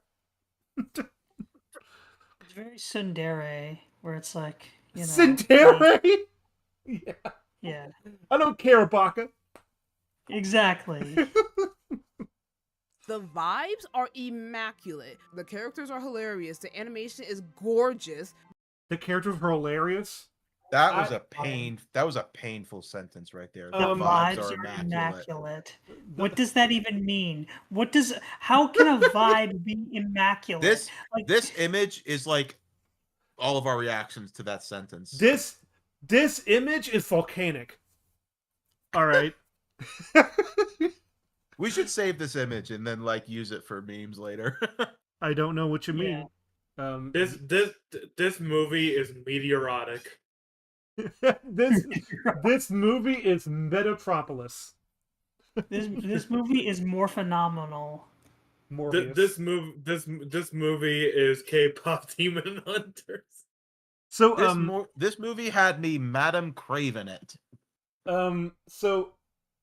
She said to us it's a whole bunch of things. It's like, yeah, obviously she's just going off her emotional soapbox, which I'm like, all right, that's fine. Oh, hold on, let me go back a little bit. Immaculate. The characters are hilarious. The animation is Oh yeah, the characters are hilarious. That's what I wanted to comment on. So it's not really. Are they?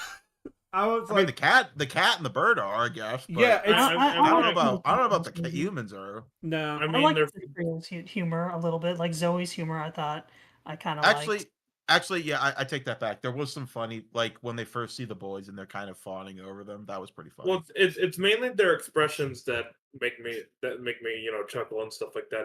but their wordplay sucks. It's Which horrible. is funny considering they're artists. Yeah, no, I'm talking about like the way they're written is sort of like the way they work off of each other in normal conversations is really bad.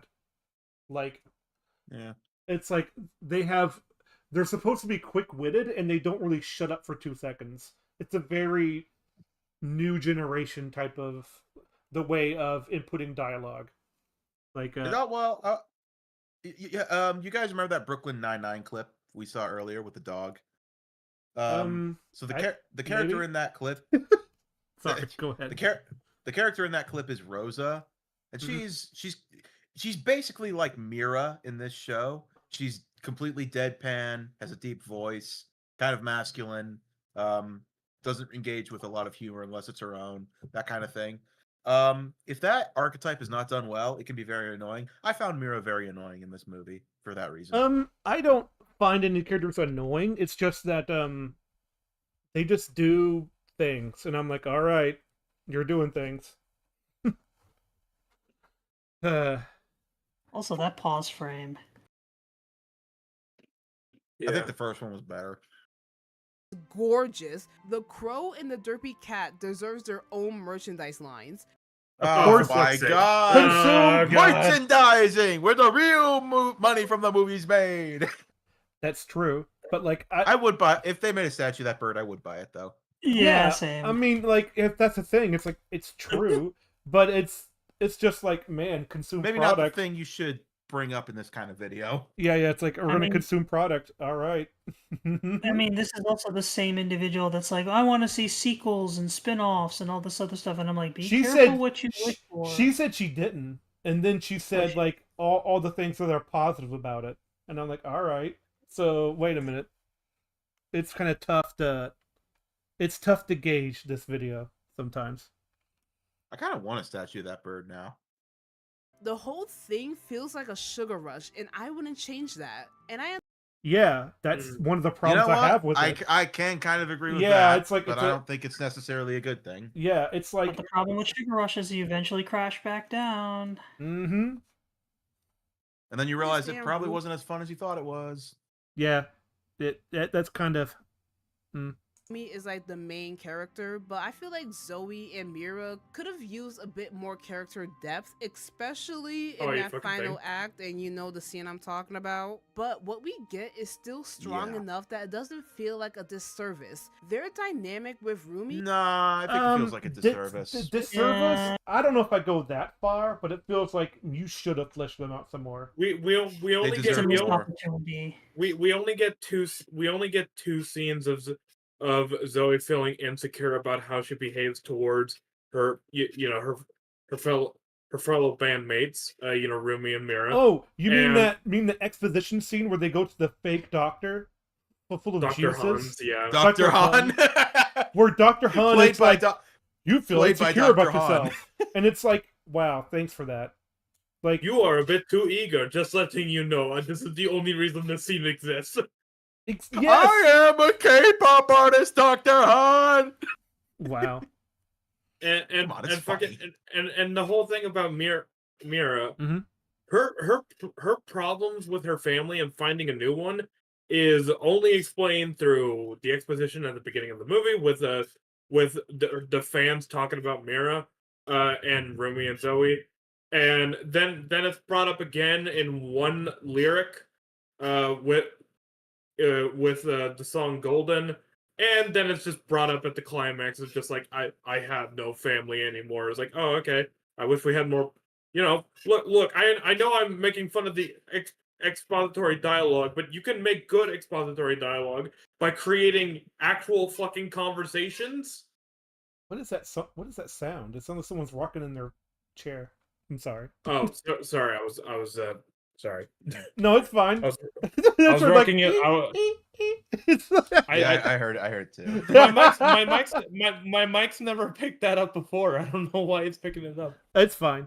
But like I understand. Like I don't think it's a disservice. I think that's the strong word. I just think it's like there's not enough depth there. Well, do you think they deserved more depth? Yeah, A little bit. Yeah. Then I think they were done a disservice. All right. I just think it's a strong term. So I think it's I characterize it as a missed opportunity because it's like there's ways you could have definitely. I think a disservice is said for characters who are just like they're good, and then they're in something else, and it's like, wow, you did a disservice to them because they weren't like included enough. Like, okay, I'm looking up the definition of disservice. Oh my gosh! Harmful action. It's short. It's short. Sorry, it's fine. A harmful action, especially one undertaken unknowingly or with good intentions. Okay, yeah, maybe that isn't accurate because it implies that they thought they did something good when they harmed these characters, but they just didn't do anything. Yeah. That's kind of like what they did to the Daredevil and Born Again. That's a disservice. Oh, yeah, don't remind me of that more accurate. crap, please. So, no, sorry. Oh yeah, it just happens. Just so yeah, I think it's a very missed opportunity. This is Byakuyo's face when he hears about Daredevil Born Again. Excuse me, sir. Did you misgender me on a stream? Oh God. He is the heart of the movie. A sisterhood built on chaos. He is the heart of the movie. What? Hold on. Rumi is. Hold on. The dynamic with Rumi is the heart of the movie. A sisterhood built on chaos, shared trauma, and unconditional love. Why are you showing this scene? Shared trauma? Oh, thank God we didn't pause on one of those weird faces. Instead, we got like Evangelion. So it's like, all right, we're gonna beat you up or something.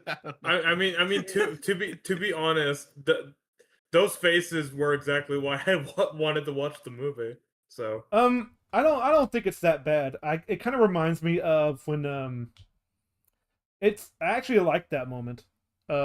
It's not bad. I think it's one of the better moments because it actually shows that they actually are sort of a sisterhood of sorts. I don't have a problem with the spirit of the scene. I just think the faces are too much. Oh, I love the faces. I think it's pretty funny. But like it reminds me of like in the Michael Bay Ninja Turtles, the elevator scene on the way up to fight the bad guy, and they hype themselves up by like rapping to themselves. Best scene in the movie. It really is. Yeah. Now, let's talk about why this film matters and why it might signal a permanent shift in the animation hierarchy. In a revealing interview with Animation Magazine, directors Maggie Kang and Chris opened up about the creative freedom Sony granted them during the development of Kpop Demon Hunters. What stood out most? Sony doesn't enforce a house style. To explain, when you think of Pixar, a certain type of aesthetic likely comes to mind. Rounded, cartoony faces, glassy eyes, soft lighting, and a sense of clean, wholesome polish. It's beautiful work, but also formulaic. Oh wow! It's those are formulaic, guys. Oh my god! I think she's. Hold on. She's about... Let's go back because like, look at all these characters. They look nothing alike. Hold up, wait a minute, something ain't right. The guy Yeah. from Soul looks nothing like The Incredibles. The characters from Ratatouille look nothing like Coco. Bro, I can go even simpler. Mike doesn't look like Sully. Yeah, it's like I understand what she kind of means by the first part. It's like I understand they want a clean aesthetic to make it more pleasing to the eye. It's like, yeah, what's wrong with that? Is she talking more so about the animation rather than the character designs? Oh, wait a minute, hold on. Look on the far left at Skid. He doesn't look like he wants to belong there. I love that face. It's so old. Oh yeah. Well, I mean, he is probably the oldest thing in this picture. So yeah, I just find it funny. He's like, even Syndrome looks like he more belongs than he does. It's like, so well, I don't know. It just feels like now that feels like a disservice to like Pixar. It feels formulaic, and I'm like, does it? Like, I don't think it's a formula. I feel like she wouldn't be saying this 10 years ago if Pixar was still on top of the world. Mm-hmm. Yep. That's kind of like saying old Disney. You know, the Renaissance and the older movies. Yeah, it's like saying all Disney looks the same just because Disney looks the same now. It's like no, it's no, formulaic no. and like, okay, if the formula works, what's wrong with it? Yeah, the problem with Pixar is the formula doesn't really work anymore. I agree Yeah, with because that. the actual writing within that formula is sadly deteriorated. Mm-hmm. What is that? Wait a minute. Is that a nutcracker? What is that down there? Where? It's by the lamp. What is that? Oh, that's the little tin soldier guy. Oh, okay. He was a Pixar short. Oh yeah. Okay. Oh, look, on the other side of the lamp, you got the seagull taking over. Mine. I love that. I love Finding Nemo is my favorite Pixar movie. I love that film. I like Up. I would have to say mine is Wall-E. That's a good choice. I like Up. Of course, I think Incredibles is the one I actually watched the most because it just has the stuff I like in it. It's probably going to be the best Fantastic Four movie we will probably ever get. Yeah, boy. What do you mean probably? I get it. Work, but also formulaic. Disney too clings tightly to its animation brand, rarely straying far from its tried and true blueprints. Sony, by contrast, has leaned fully into the experimental. Just because Spider-Verse was a visual game changer doesn't mean every future project needs to look like it. That's huge. It means creative teams can adapt visual styles to match story, tone, and emotion rather than... Okay. I have some issues with this. Me too. Specifically, okay, I understand if their complaint is we don't want to be typecast within a specific style. Okay, that's fair. But at the same time, I'm just like, it's okay to borrow different aspects from a movie and make it like from an animation style and actually make it your own. A really good example is Puss in Boots: The Last Wish, because that film is animated much like in Spider-Verse on a lot of 2s and 1s, and it looks fantastic. In fact, I dare say, the action sequences are 2s and 1s, and it actually makes the action so much more visceral and fluid and everything like that. More dynamic. Yeah. Gorgeous. Yeah, there's a dynamism to it. So it's like, I don't know what this individual is coming at, where it's just like, they just want to be like, oh, everything needs to be like Spider-Verse. I'm like, what exactly about Spider-Verse? She's not saying that. Well, no. She said that just because Spider-Verse was popular doesn't mean that they're just going to stick to that one formula. And I would like to say, although Sony definitely, I wouldn't say they stick to a formula in the same way that Pixar and Disney do. Sony have had a lot of stinkers in the animation realm. So honestly, movie. probably the ratio of bad to good is probably the biggest towards bad for Sony out of any animation studio, except maybe Illumination. I respect. I love how this Pixar picture is supposed to be an example of like they all look the same. No. I'm sorry, but like let's make that clear. Formulaic, not exactly look the same, but it has a formula of style. I disagree with that. Yeah. Okay. Sorry, I didn't mean to jump down your throat a bit. So I apologize. It's all, But, it's like, all right. He's a frog. He's a frog. That's his job. Oh gosh. Thank God. Where's the Zodiacs? It's not about looking the same. It's more about, but those styles do not look the same to me. It just. Well, we're going. nah. Aren't we going beyond style at this point? We're also talking about storytelling. Also storytelling. Or are we still? Yeah. I'm like, well, visuals are important, and just because something is original doesn't mean it's better. But it's like I do agree with her that like if you're cornered to a handcuffed to a style, it's like I don't want to do that. You know, don't restrict me. But also on the other hand, on the other side, it's like if I'm restricted, then I'll work with those restrictions. You know, like it takes a different kind of art. Sometimes too much freedom is a bad thing. Mm-hmm. Well, yeah, just look at SoCal art style. Like, there's a lot of people that go after that, and understandably so, because it's been overused. But then you get a show like Gravity Falls, which is like really well written, and it's SoCal. It's the bean mouth.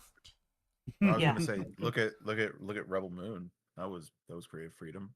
Mm-hmm. It was too much creative freedom. Yeah, and not enough creative. That movie annoys me. Too much creative. Too much freedom, not enough creative. Imagine this. Imagine you are a creative and you're given like an enormous amount of money to develop an original sci-fi IP, and that was the best Zack Snyder could come up with it. You know, this is gonna sound really mean and nasty, but I'm glad that it got canceled. You don't deserve it, Zack. That Especially was after the first way two. more tame than I was expecting from you. Oh yeah, it was tame. What are you talking about? Like, but if anyways, Redacted was here, he would have. Actually, no, I'm not going to say. Don't. No. Anyways, I forgot for a second we were recording. Let's move. Oh no, we're live. Anyways, the other way around. Maggie King herself admitted she was expecting to fight every step of the way to get her story made. Instead, she and her team were met with nothing but support. That trust shows in the final product. Kpop Demon. Okay.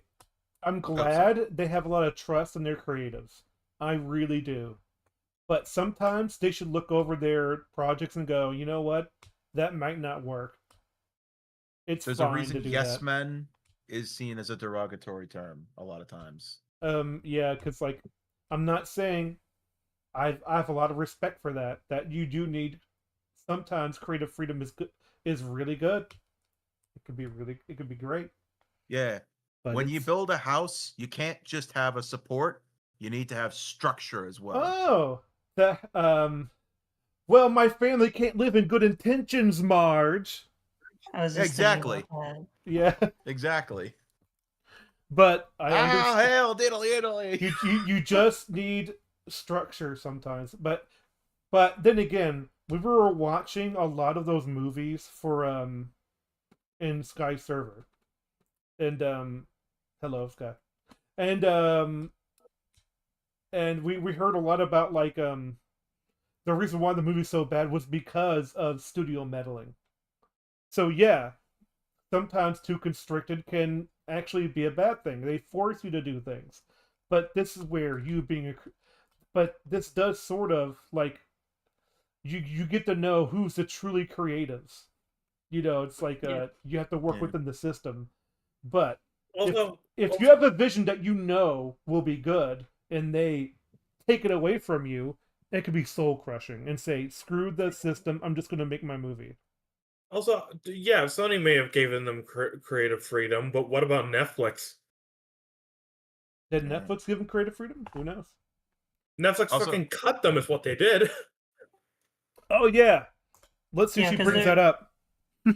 Yeah, because Netflix is their distributor. So, and I think also probably partial. Did they partially fund this film? Because I could see, like, from a business side, like Netflix fronting like a good portion, like half of the budget for this movie alongside Sony. If you're not Stranger Things, they don't really care. Oh yeah.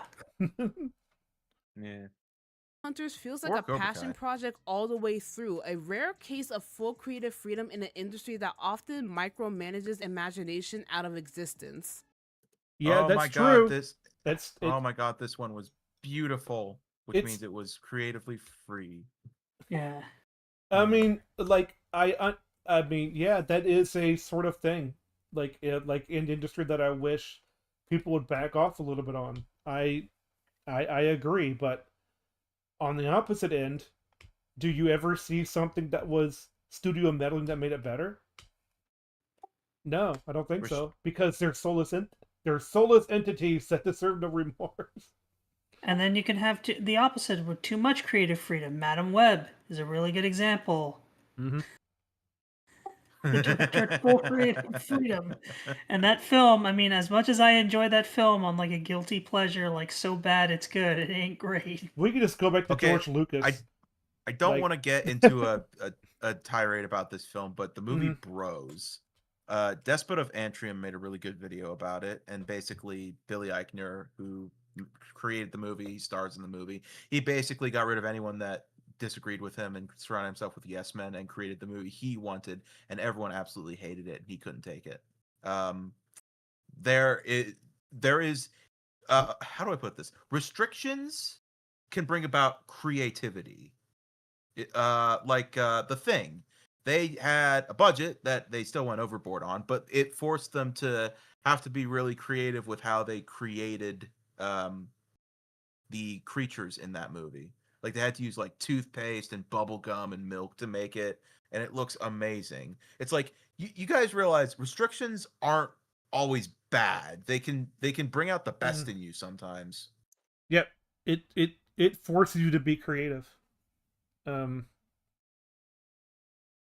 Joss be Whedon clear, often talked about that a lot, actually. Sorry No, that's just fine. one final thing. Like he Sure. talked about this a lot with creativity, where it's like it doesn't matter if you have a large budget or a small budget. It's how you allocate resources and how you can be creative within the framework and the resources that you have at your disposal. But he's a bad Firefly man. is awesome. Firefly is awesome. Great show. One of my top 5 favorite shows of all time. Still haven't Well, seen it yet. It deserved better. Yes. Let's be clear, Pixar and Disney have made incredible films, but the sad truth is that they also lost their edge. While studios like Sony, DreamWorks, and Amazon Prime Video have been innovating with bold storytelling and striking visual style, With Rings Okay, of Power to on the screen. I would like to alter this a little bit. Mhm. Pixar and Disney felt like they fell off because they were hitting nothing but home runs until they didn't. DreamWorks and Sony were always hit and miss, which is why their misses were way more forgivable and their hits were usually seen as in a much more positive light. Yeah. That's somewhat true, but I kind of agree with her that like they also lost their edge. Instead, they did.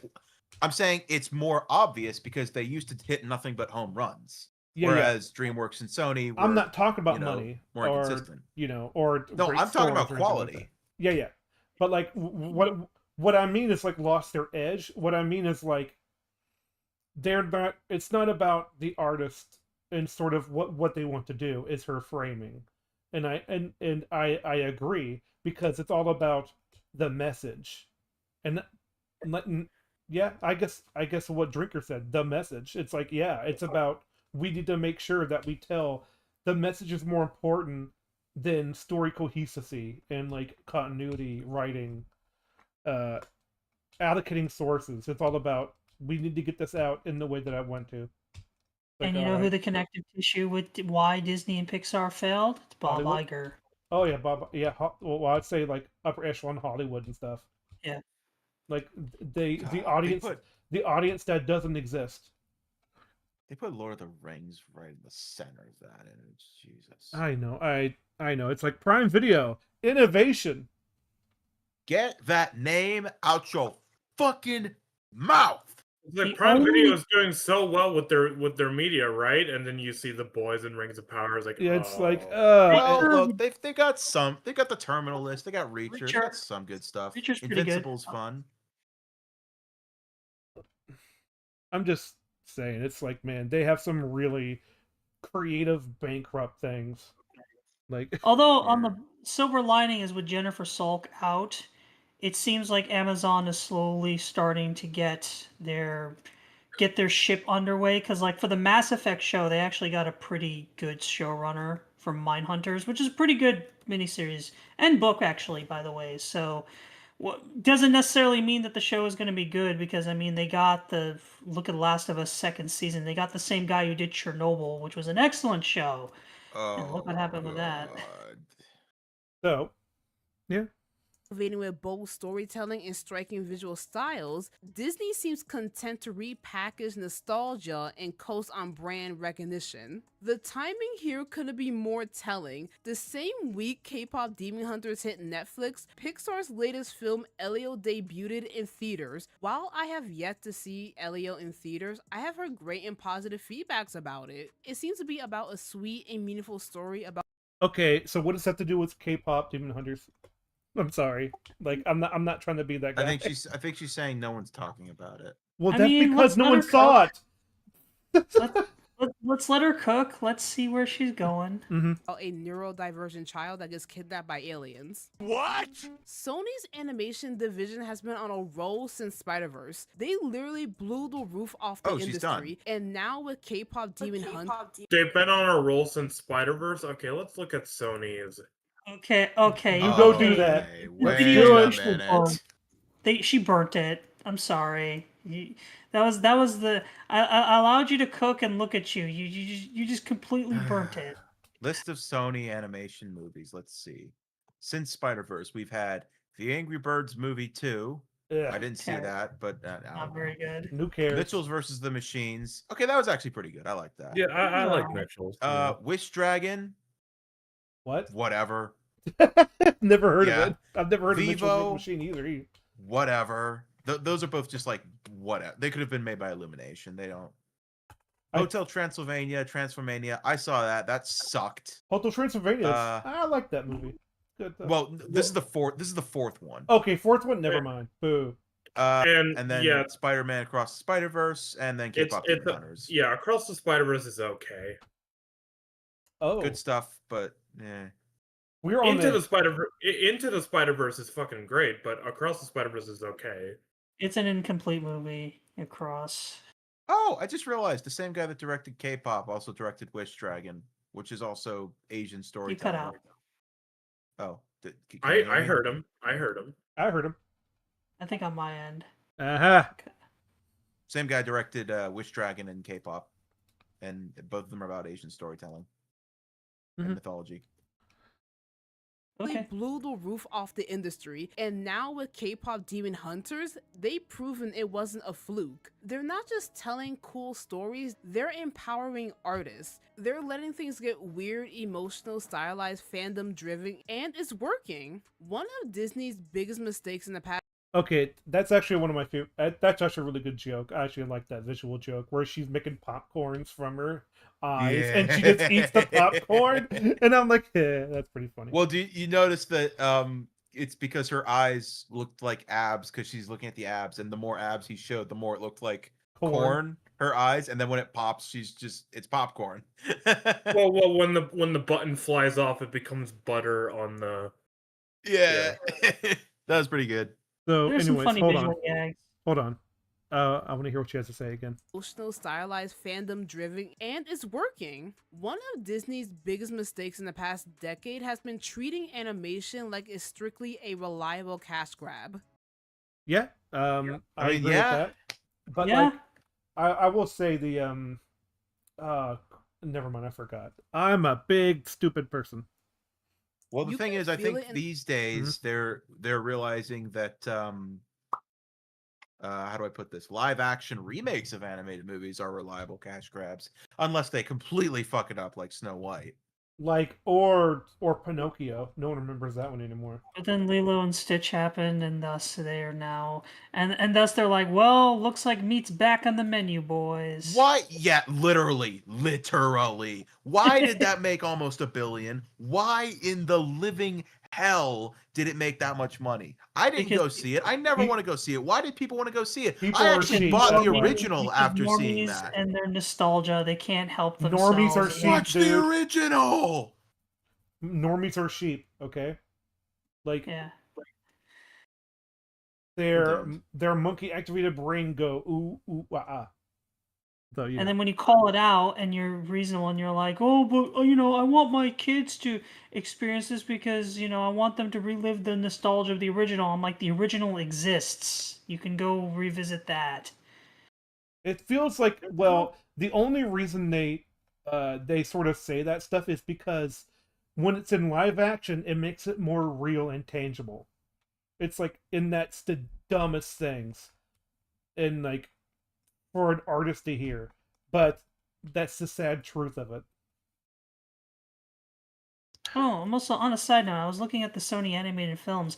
Cloudy with a Chance of Meatballs Oh are on there. yeah, Those were good movies. I like that one. Yeah. The second one is Yeah. okay. Yeah. I Lord agree. and Miller. Same guys who did Spider-Verse.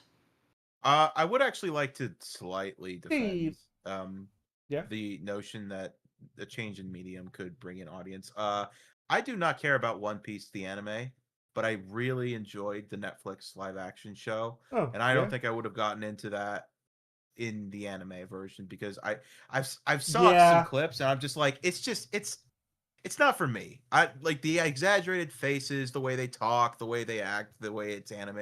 It's not for me. Traitor. But live action I can get behind. The problem is that most of the time with Disney animated movies, they don't just screw up, the look because it's live action instead of animated. They screw up the writing and make it worse. So yeah. That is another thing. It's like, why are we doing a shot for shot? We gotta change something. It's like, all right then. How to Train Your Dragon is one of my favorite animated movies of all time, and I will never watch the remake. Same. I'll shoot you in your face in Minecraft. I'm already dead. No, I'm talking about the people who would see it, and they did. Oh, right. I'm sorry. Hey, what? Okay. Well, okay, to be fair, he's a reviewer. All right. You got. Yeah, I look. I hated the movie. Surprise, surprise. But I did see it. All right, I did see it. Dishonor on you and your cow. Dishonor on you. Dishonor the whole family. Oh, that Dishonor on was your also frog. live action as well by Disney. That was awful. Anyways, let's watch this crab take a shower.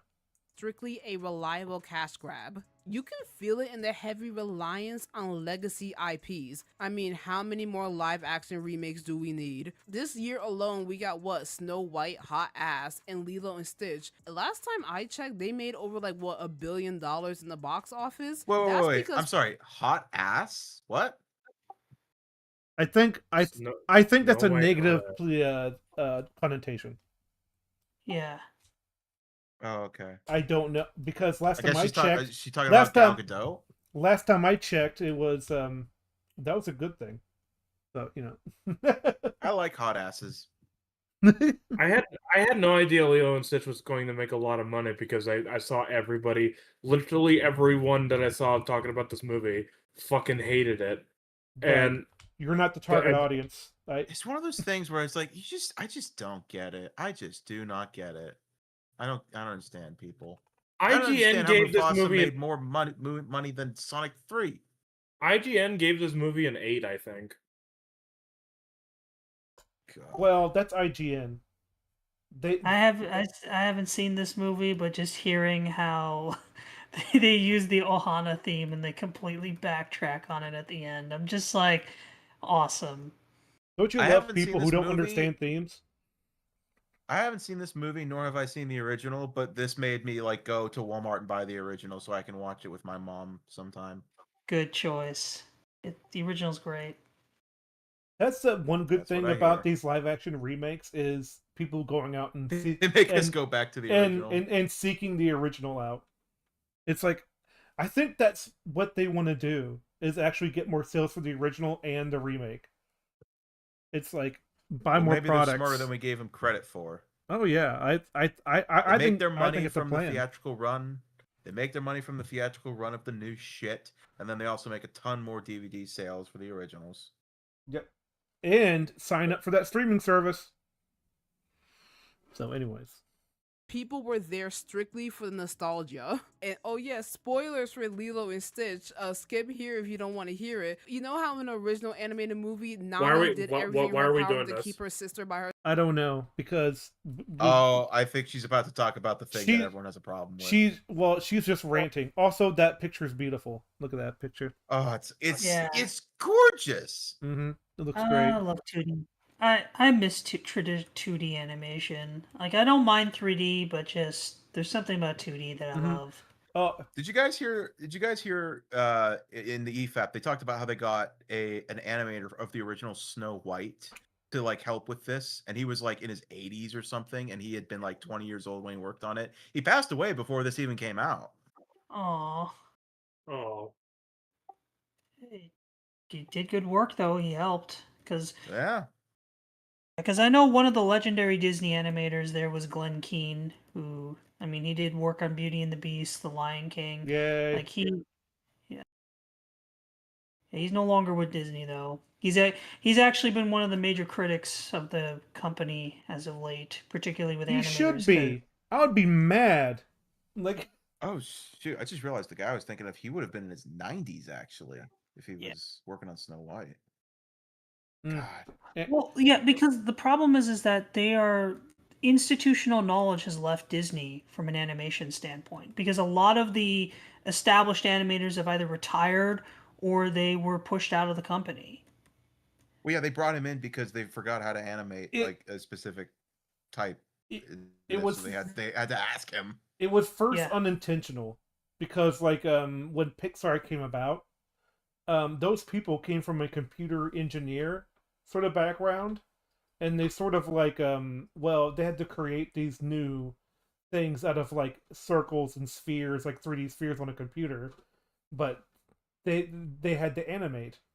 And so like, because when John Lasseter like was in the company, it was like man, we have like, it took them like years and years to to make scenes, and it's like but when they became more popular and when they made more money, they started firing on these 2D people, and that got around saying like they were there to kick out all of the 2D animators. Like, that was not their purpose or intention, but that was just the cause and effect of what Pixar was doing, in the beginning. So yep. I don't have much longer, so let's just go through this. As soon as I say that, Peter Griffin with his hand on his face. Yeah, I'm starting to feel like that. Did everything in her power to keep her sister by her side? Nah, in the live action, she gave her to the government. Anyways, meanwhile, studios like Sony, DreamWorks, and Amazon have understood a key truth. Animation is a medium, not a genre. Yeah? I feel like she's... Yeah. What do you mean by that, though? Yes, but what do you think that means? means? That's what I was going to say. I think she's just stealing that line from like Brad Bird, who I think was the one that first said that. Because a lot of people have said this sentence. I've always, I don't even know. I agree with that, but it's like, what do you mean by that? What do you mean? It's like, because like, there's and anyways, let's just go. It can be used to tell serious stories, bizarre comedies, wild fantasy, teen melodrama, or anything in between. I mean, look at these past hits. DreamWorks, How to Train Your Dragon Trilogy, The Wild Robot, Puss in Boots: The Last Wish. Sony, Spider-Verse, now Kpop Demon Hunters, Amazon, Invincible, The Legend of Vox Machina. These aren't just good animated movies and shows, they're great projects, period. And each of them is built on a foundation of... I don't think Kpop Demon Hunters is a great project. I really don't think so. I think it's snapped dashed. Like This Also, is I- this well, is really just well, hold on. Like it looks like it's like done quickly, and that shouldn't be the case because it actually looks like it had something more to tell, which is a shame. I was about to say, like, I didn't really think about it when we were watching the movie, but why are these things looking like clay models, like just purple pieces of clay, like Easier to dummies, animate, when we had like the ones on the plane look a lot more detailed? and the ones in the crowd in the underworld. It's like Yeah. so the reason why because it's easier to animate. All right, Ugh. yeah, hmm it's kind of it's not lazy necessarily, but it is like less effort. this video is just basically confirmation bias. It's sort of like that. It's sort of like I'm just going to tell you about my experience. This is not a review, but it is a review. Yeah. Like, all right, Of artistic risk taking and directional trust. What makes K-pop Demon Hunters feel so different, so alive, is how much trust was placed in its creators. You can tell this wasn't a you said that already, but okay. This wasn't a This what? script needs to be redrafted. Wait. I want to hear what she says. Hold on. Through their research, Kang and the I sought to make K-pop backdrop feel as authentic as possible. Wait, can you go back 5 seconds? We I drew want to hear what she inspiration. says. Hold on. We drew inspiration from a different set of influences. Yeah. All this stuff. All right. So they got influences from different things and they put it in their own thing. It's like that applies to what they were doing. That's no different than any other interview where they say these things. It's like it's like when they say stuff on the red carpet. It's like, so what's the inspiration? So is this the gayest anime ever? Yeah. It's like manga is angry at you for Superman. Can you imagine that guy asking that question and then the Japanese people are like, "Have you ever read an anime?" For one thing, you Read don't, an anime. if you're read it Oh yeah, anime. my bad. I knew it. I recognize knew my people were gonna mistake. catch up on that. It's like, it's like a blind person. Hey, can you hear that? Like, what? It's like, Sorry, that was Anyways. actually my mistake. I know what Yeah. you mean. We get it. live is how much trust was placed in its creators. You can tell this wasn't a boardroom project. The film oozes personality and vision. It's a story about identity. I Not all that vision made it on, but How many times are you gonna say the stories about identity and self-acceptance and shit like that? Fucking move on to something else. I tell you, that's what I said it in the beginning. It's like it's gonna be about theme. It's gonna be about the music. It's like it's all anyone will ever sort of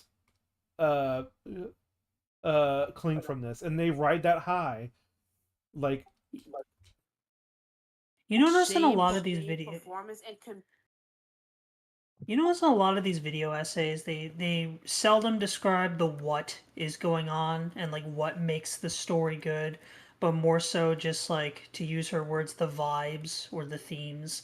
Like we never are going to like with videos like this, we're never going to understand like why is it that Rumi's like self-acceptance thing works so well. What are the pieces within the story that do such a good job justifying that choice and, you know, us seeing a through line? Because we're never going to get that with a video like this, because it's all about the vibes, and like I think either Zed or whoever said it's just confirmation bias, which is unfortunate. Well, That was Falco. no, it was Froggo. But anyways, Oh, my bad. Oh, yeah. God damn it. But the yeah, just yeah. story about identity, shame, performance, and community, wrapped in high-octane fight scenes, killer dance routines, and a splash of pop-fueled romance. The creative synergy between the directors, animators, and platform is palpable. This is what happens when a studio says, "Here, take some of my money and go make something crazy." Well, and what happened to the other projects that failed because of that fact? And then you wonder why the studio didn't go in and say and tried to stop them from doing that. because I you mean, just, is it fair to because say? you just lost them money for being creative. So what happens? So it's I mean, is it fair to say that Madam Web went crazy? yeah, it did. Like that's the thing. There's a lot of things that make you go crazy. It's like that didn't go out so well. Remember remember George Lucas and in the prequels? He went nuts. He went nuts. He went crazy. He did whatever he Well, wanted. I don't know. I don't think I would call Rebel Moon crazy. I would. Okay, but like The guy I has also sex with a squid. Yeah.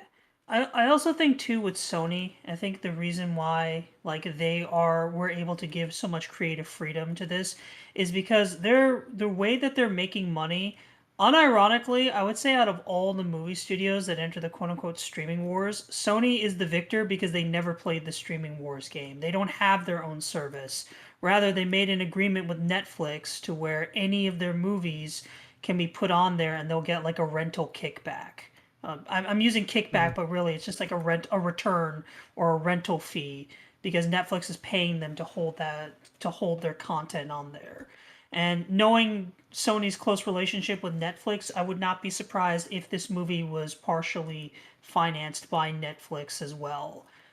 Because I know, for example, with like F1, Warner Brothers actually, even though the movie was produced by Apple, Warner Brothers was the distributor and they actually paid a good chunk of the production budget because they wanted this thing distributed as well and a cut.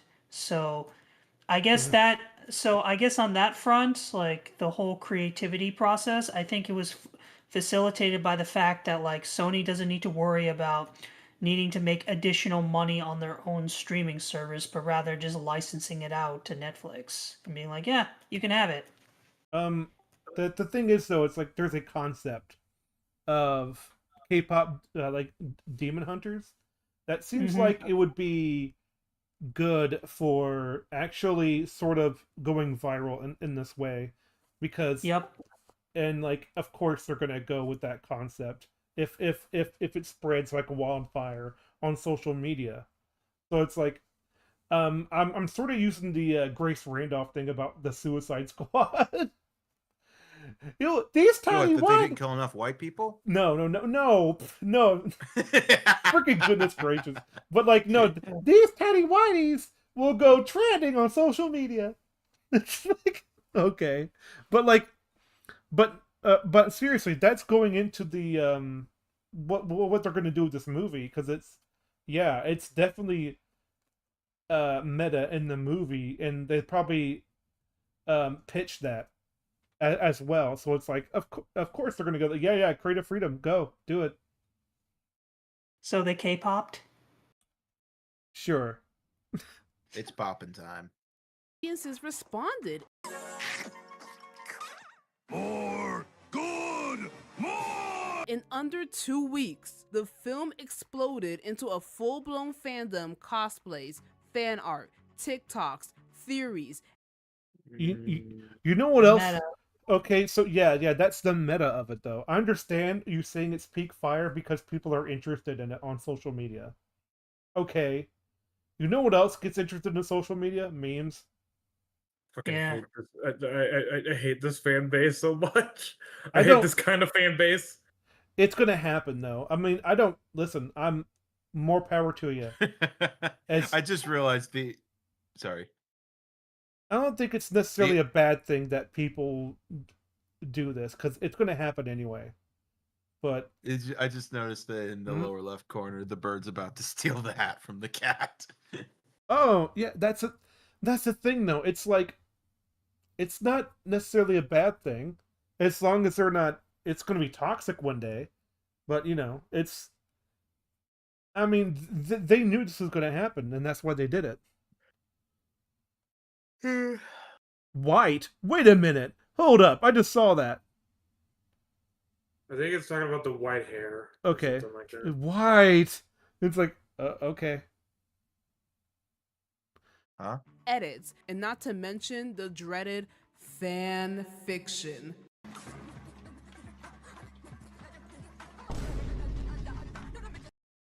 Hey, look. I think fan, that's the fan fastest fiction I ever can't. seen fan fiction pop. Wow. Fan fiction can't hurt you, okay? No. What I was gonna say Mhm. is there could be good fan fiction. Well, I've yeah, seen there's good some everything. fun stuff. Yeah, there's good everything. Yeah. Also, she's about to say, I haven't seen fanfiction written this fast as then you don't know the Sonic fandom.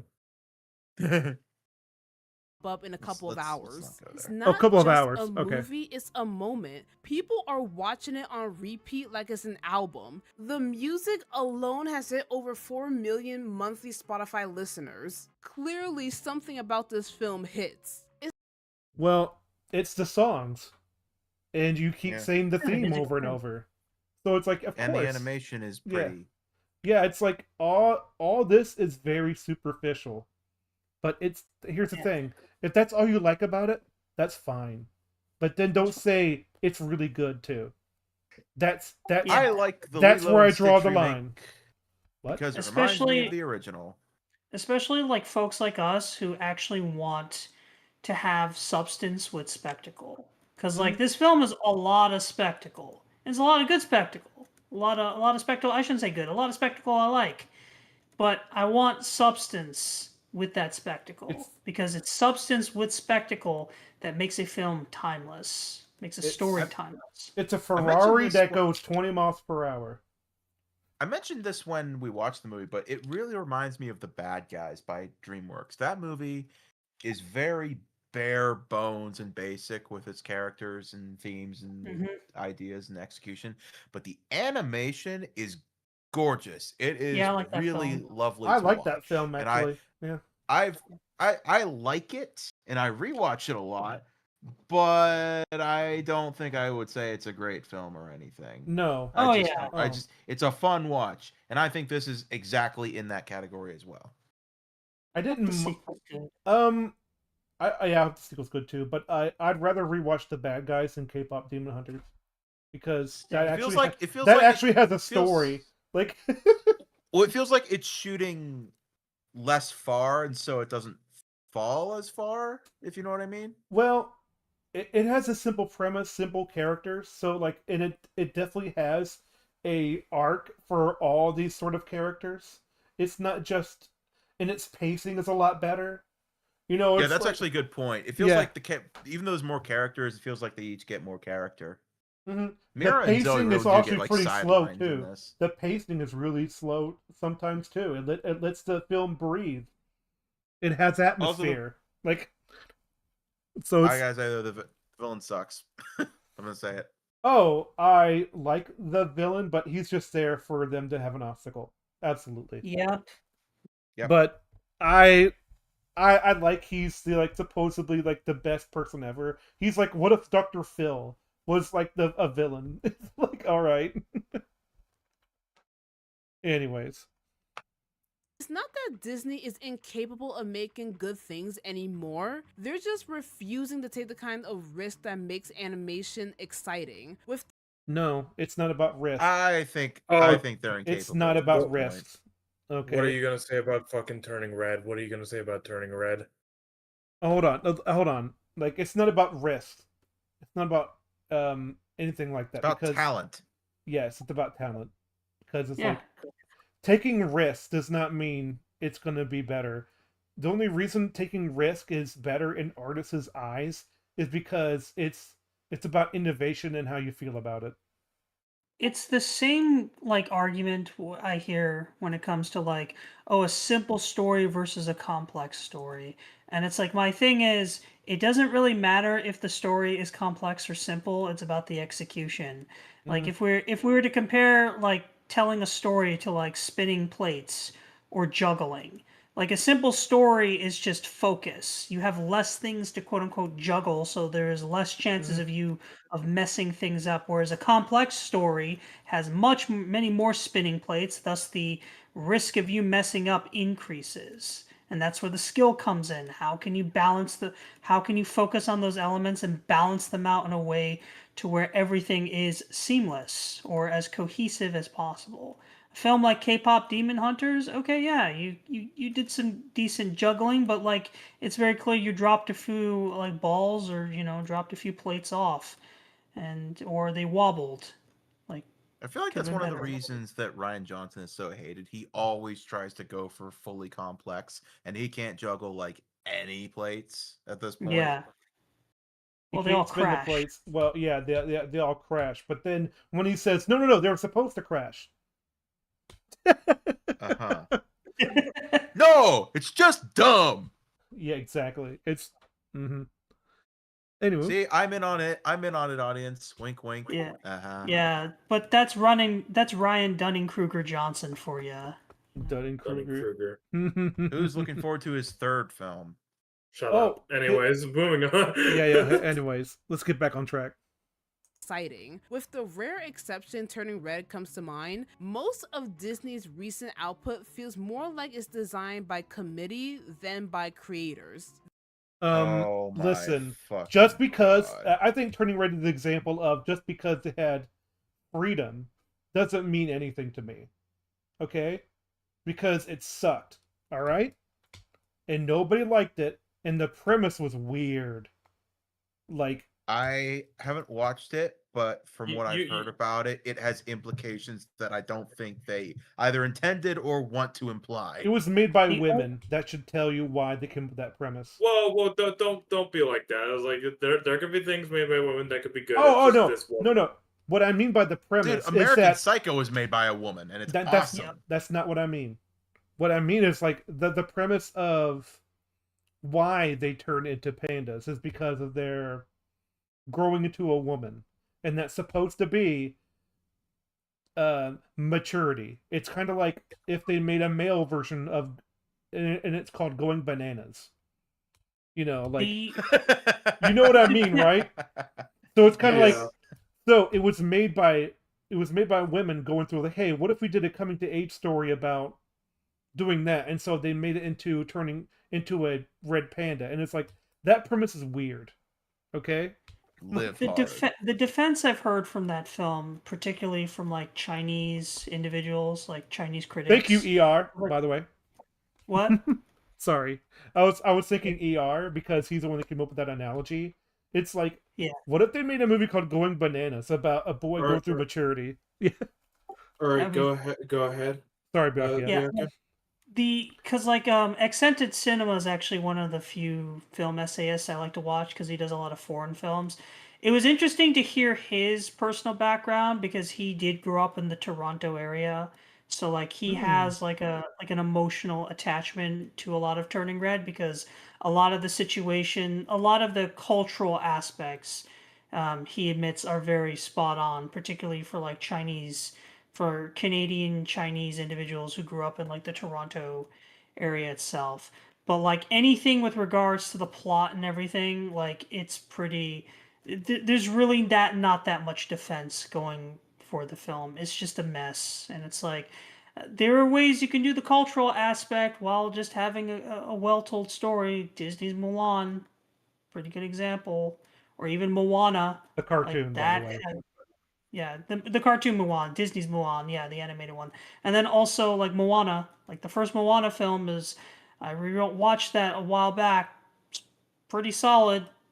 It has Polynesia, has the culture from Polynesia and that area, but it's also a really good story. And it's like, oh yeah, I looked at the writers and directors. It's the same guys who did Hercules and Treasure Planet and a lot of the really good Disney Renaissance Lilo films. and Stitch. Yep. Hold up. The thing is though, like I wouldn't necessarily have a problem with with these sort of ideas and the weird ideas of what Turning Red was doing. It's just that here's a young teenager going through puberty, and she decides, I can't say it slightly, but she whores out her abilities to people. Well, but not literally, not literally. Not literally. She's metaphorically. I said abilities. Okay? Yeah. Which means turning into a panda. But still, she is using her body to get money for tickets to a boy band. What were you trying to say with this, Disney? Yeah. And again, it's like just because you are the same gender as the people who make it doesn't mean you know more than people who are the opposite. Okay? Kind of reminds me of Zootopia, where they were trying to like compare racism with predator. Yeah, basically I think they mixed up racism and classism with the prey and predator thing. Yep. It's just like you got to be more careful when you make these You can conflate the comparisons, I two. guess. Yeah, it's like Yeah. there is somewhat of a thing of like if you're an underclass because of a certain race, therefore there's a class system. Like, all right. Yeah, Mhm. it's like if you mess it up, then you're gonna cause some very unintended implications. They have allowed themselves to believe that because they were once the gold standard, they'll always be. Honey, you've got a big storm coming.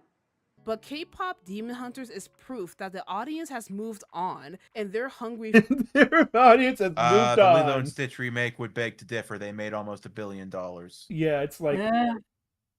I mean, like, and they got a lot of traction. So it's like, that's what I mean. Like, the popularity argument doesn't work.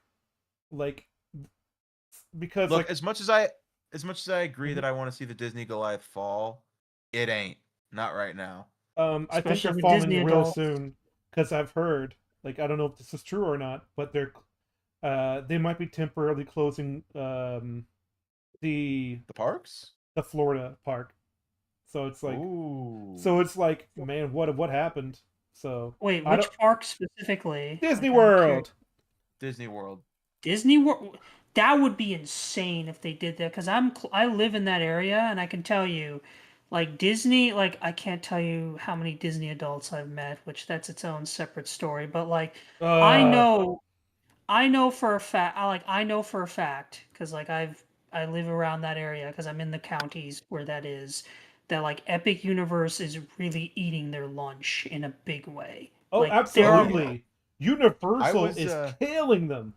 Oh yeah. I was from I think October to about May. I was actually living in Florida as well, and Mhm. I way preferred going to Universal over any of the other parks. Yeah. Fun fact, no, I can't. I was can't there say during that, actually. COVID, and it was 2019, I think, during the summer. You know, and like COVID happened in 2020. No, 2020. You're right, 2020. And Yeah. like it was at the very end of 2019 is when it really hit the United States.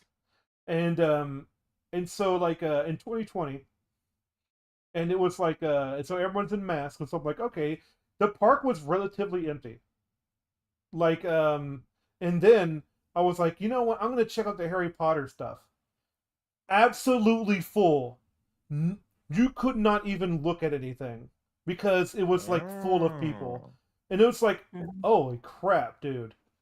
And it's like, man, like everywhere else is kind of, you could walk and nobody has a problem, but in that place, you could not move inches. So I was like, nah, I'm good.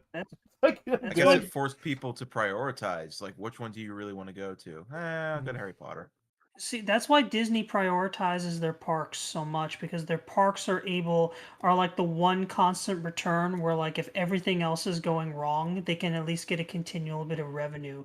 But they've just become so arrogant throughout the years and have prioritized their international parks as opposed to, I don't know, the park that Walt founded in the Florida area I or built even it to the swamp, California.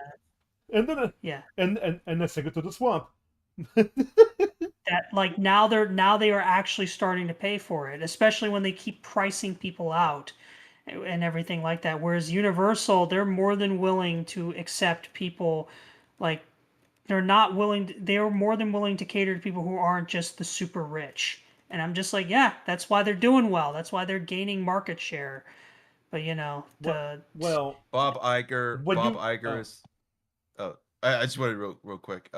Bob Iger's asking them to make stuff good again, and they're like, "Sir, well, we can't really do that anymore." And he goes, "Walt Disney was able to build this in a swamp with a bag of toys." Well, I'm sorry, sir. I'm not Walt Disney. So like another thing is, so I think the beginning of the end was when they challenged the state of Florida.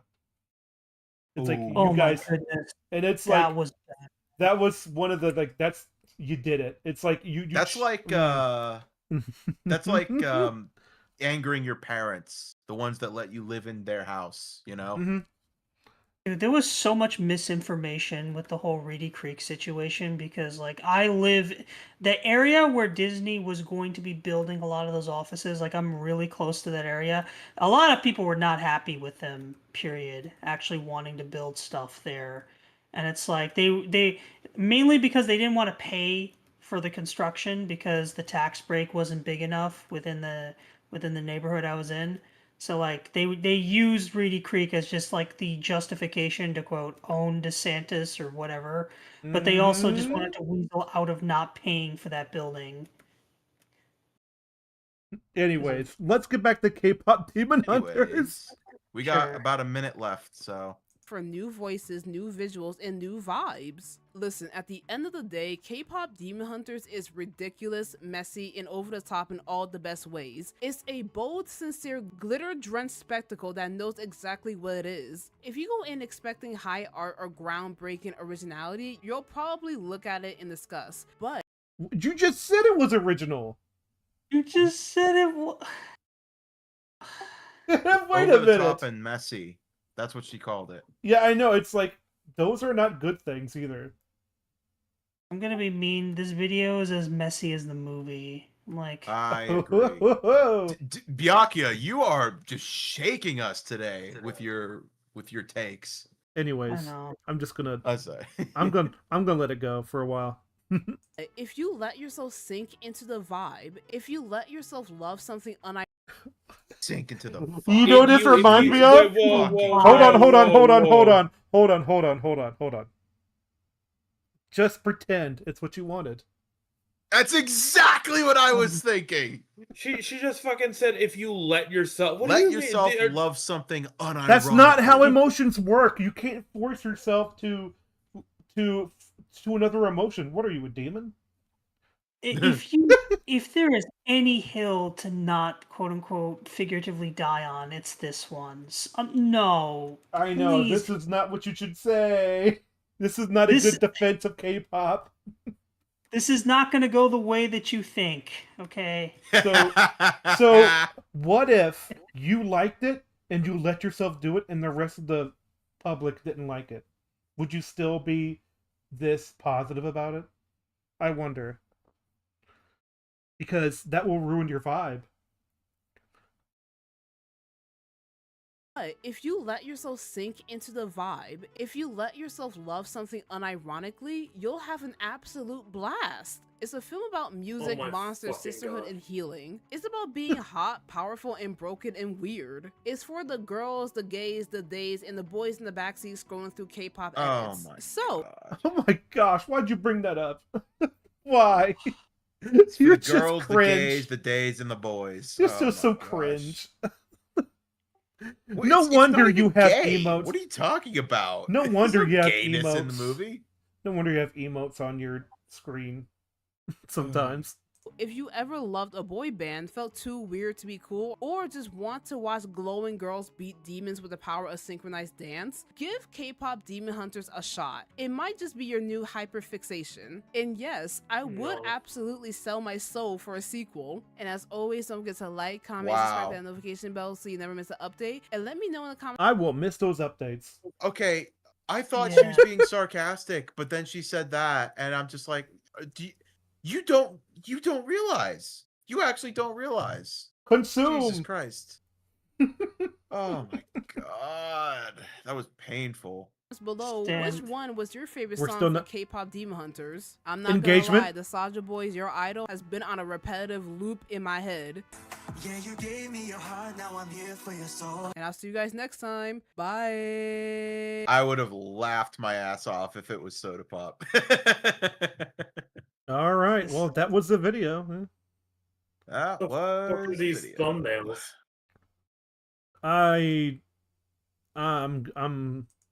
I'm out of there. yeah, me too. So yeah, I don't think that was. I'm well, still.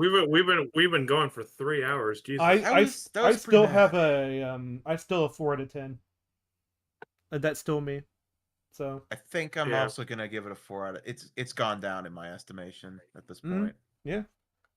4 I out have of to 10. rewatch it one more time, but I'm still hovering between like either like a 5 or even like a 6. I don't know. I'll pay attention and gotta let you know beforehand because like I didn't hate it as much as some of the others who watched it, but I also don't particularly like it either. Yeah. I'm kind of Oh yeah, I don't think there's any chance of any of the 4 of us being the ones who hated it the most. No, I don't hate it. I don't hate it. No. The thing is, I watched it with my mom afterwards, and she really enjoyed it. And it's the thing of like, if Well, you're she watching it enjoyed the with someone who vibes. Yeah. well, yeah, if you watch it with someone who enjoys it, then you can be more relaxed and Oh enjoy yeah, it you know. too. You know. Yeah, absolutely. There's plenty of movies that I know that are just mediocre, but they have this one good thing in it, and I'm like, yeah, I just don't care. Like Well, it's there's like about that sort of thing. It's like I'm just gonna enjoy it. It's if you fine. don't watch it with people who are like raging and shouting Guilty at pleasure, it you like know. the whole time, then yeah. The guilty pleasure parts, it's fine. Like, if as long as you're self-aware, it's cool. Yeah, like Armageddon is one of my favorite movies, and I know that the science is absolute. Oh, in it. it's not just a science, but yeah. But I really like Commando. That film was really Commando's great. Commando. That movie is like I always love the part where he drops that guy and you don't hear him hit the ground. Yeah. It's like I lied. What'd you do with Sully? I let him go. Yeah. Oh, right? Okay. Wrong. Here comes Bam. here comes a memory like tangent. I always remember the Men in Black when he's in the diner.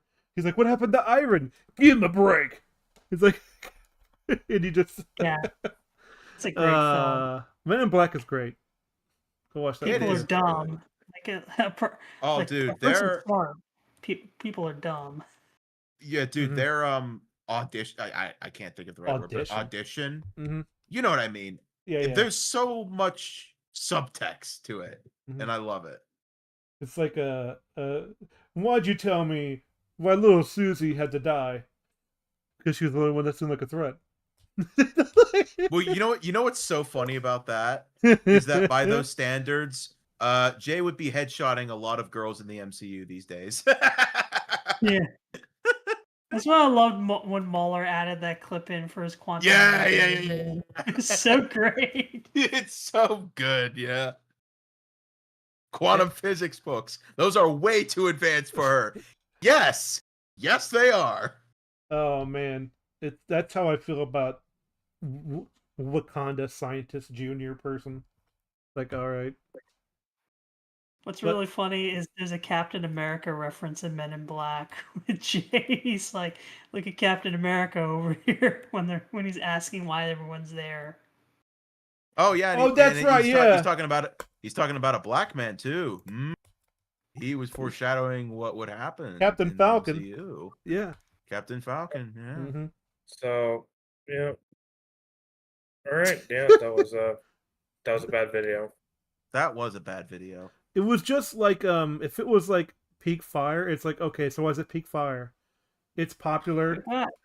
But guys, didn't you get any vibes from that video? No. Like, just let yourself love it, okay? Did you let yourself love it? Did you pretend that it was something that you wanted? Cinnamon Wins is terrible at his job. Okay? Like, he says pretend it's what you wanted as an actual thing.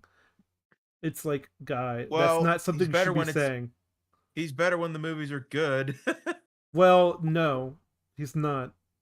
Like, did you watch Puss in... No, take on it. In The Last Wish?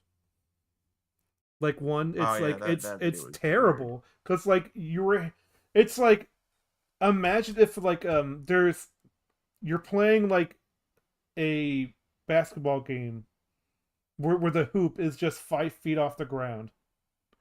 And it's just versus a toddler. And someone hands you the easiest layup because of that.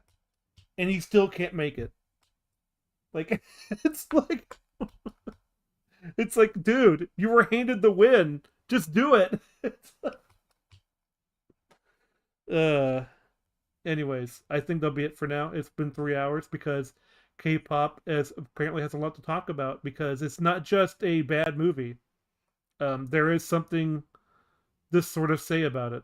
Like I'd like to Mhm. just because we're wrapping up, I'd still like to say Yeah. I don't hate the movie. I still enjoy Same. it, Mhm. but it has a lot of problems, and these past couple watches have revealed a fair few more. Good scenes in isolation. That's what I say. Yeah. Good songs, good animation, Good some vibes. fun scenes. It's a Good film that vibes. needed a just one more like major rewrite. It to, would have like, a 6 out of 10, reconcile. maybe. It would it needed like another hour. Yeah. I think it needed like 15 minutes or so. Because Okay, maybe not an hour, but like I'd say Mhm. like 20 minutes to 25. Yeah. 2 hours. You could do you could tell the story competently within 2 hours. Well, how long is Puss in Boots 2? I'm pretty sure that's less than It's 2 not hours. even that That's long. Yeah, It's 90 minutes. in like there are movies that are even shorter that do a lot. Hang on, I'm checking right now. Puss in Boots. It is 102. It's an hour and 42 minutes. Damn. Wow. That is impressive. It doesn't feel that long. It's a very that's like 3 minutes longer than this. Like we were watching Treasure Planet, and that was short too. It's like wow. So it's. I mean, a lot of the Disney films were. I know. The and they Renaissance do a lot movies. more because they're efficient. So yeah. So is there any announcements, Frago, that you need to go through? Oh yeah, me and Dax, tomorrow we're gonna go see Superman. Ooh, I can't wait to hear about that. boy. I can't So wait. we will definitely post an after theater thoughts after that movie. I will put that on the server as soon as it's out, or you can. Excuse me. I have heard such mixed things that I don't Me even really know too. what to think. I've heard like I feel like I just have to see it for myself. I was watching the real BBC sort of thing where they talk about how like there's all these 5-star reviews and there's 1 star. It's like oh. And there was that one lady who told the truth, presumably, and they're like, "Well, she's not getting invited back." Yeah. Well, yeah, I unfortunately won't be able to see the movie till the following week. So I'm not I gonna don't know see when it at I all. can see it. It depends. I don't know if I'll see it. Maybe I will. I don't know yet. I'd rather see F1 right now. I haven't seen that yet. that is an excellent film. I actually saw that. It's really good. Highly recommend it. Good. Let's see. Yeah, I've heard mixed things about Superman. Now, what I am working on. I'm working on that's my comic as usual. And I am still working on the script for Once More with Feeling, which is a Buffy episode. A great episode. Full of songs that are included and have a purpose. In not only in meta, but like in the show itself. So it's nice. So yeah, I think that's about it. I think we'll say goodbye for now. Yep. Yeah. Yep. It was fun coming back on here. It's been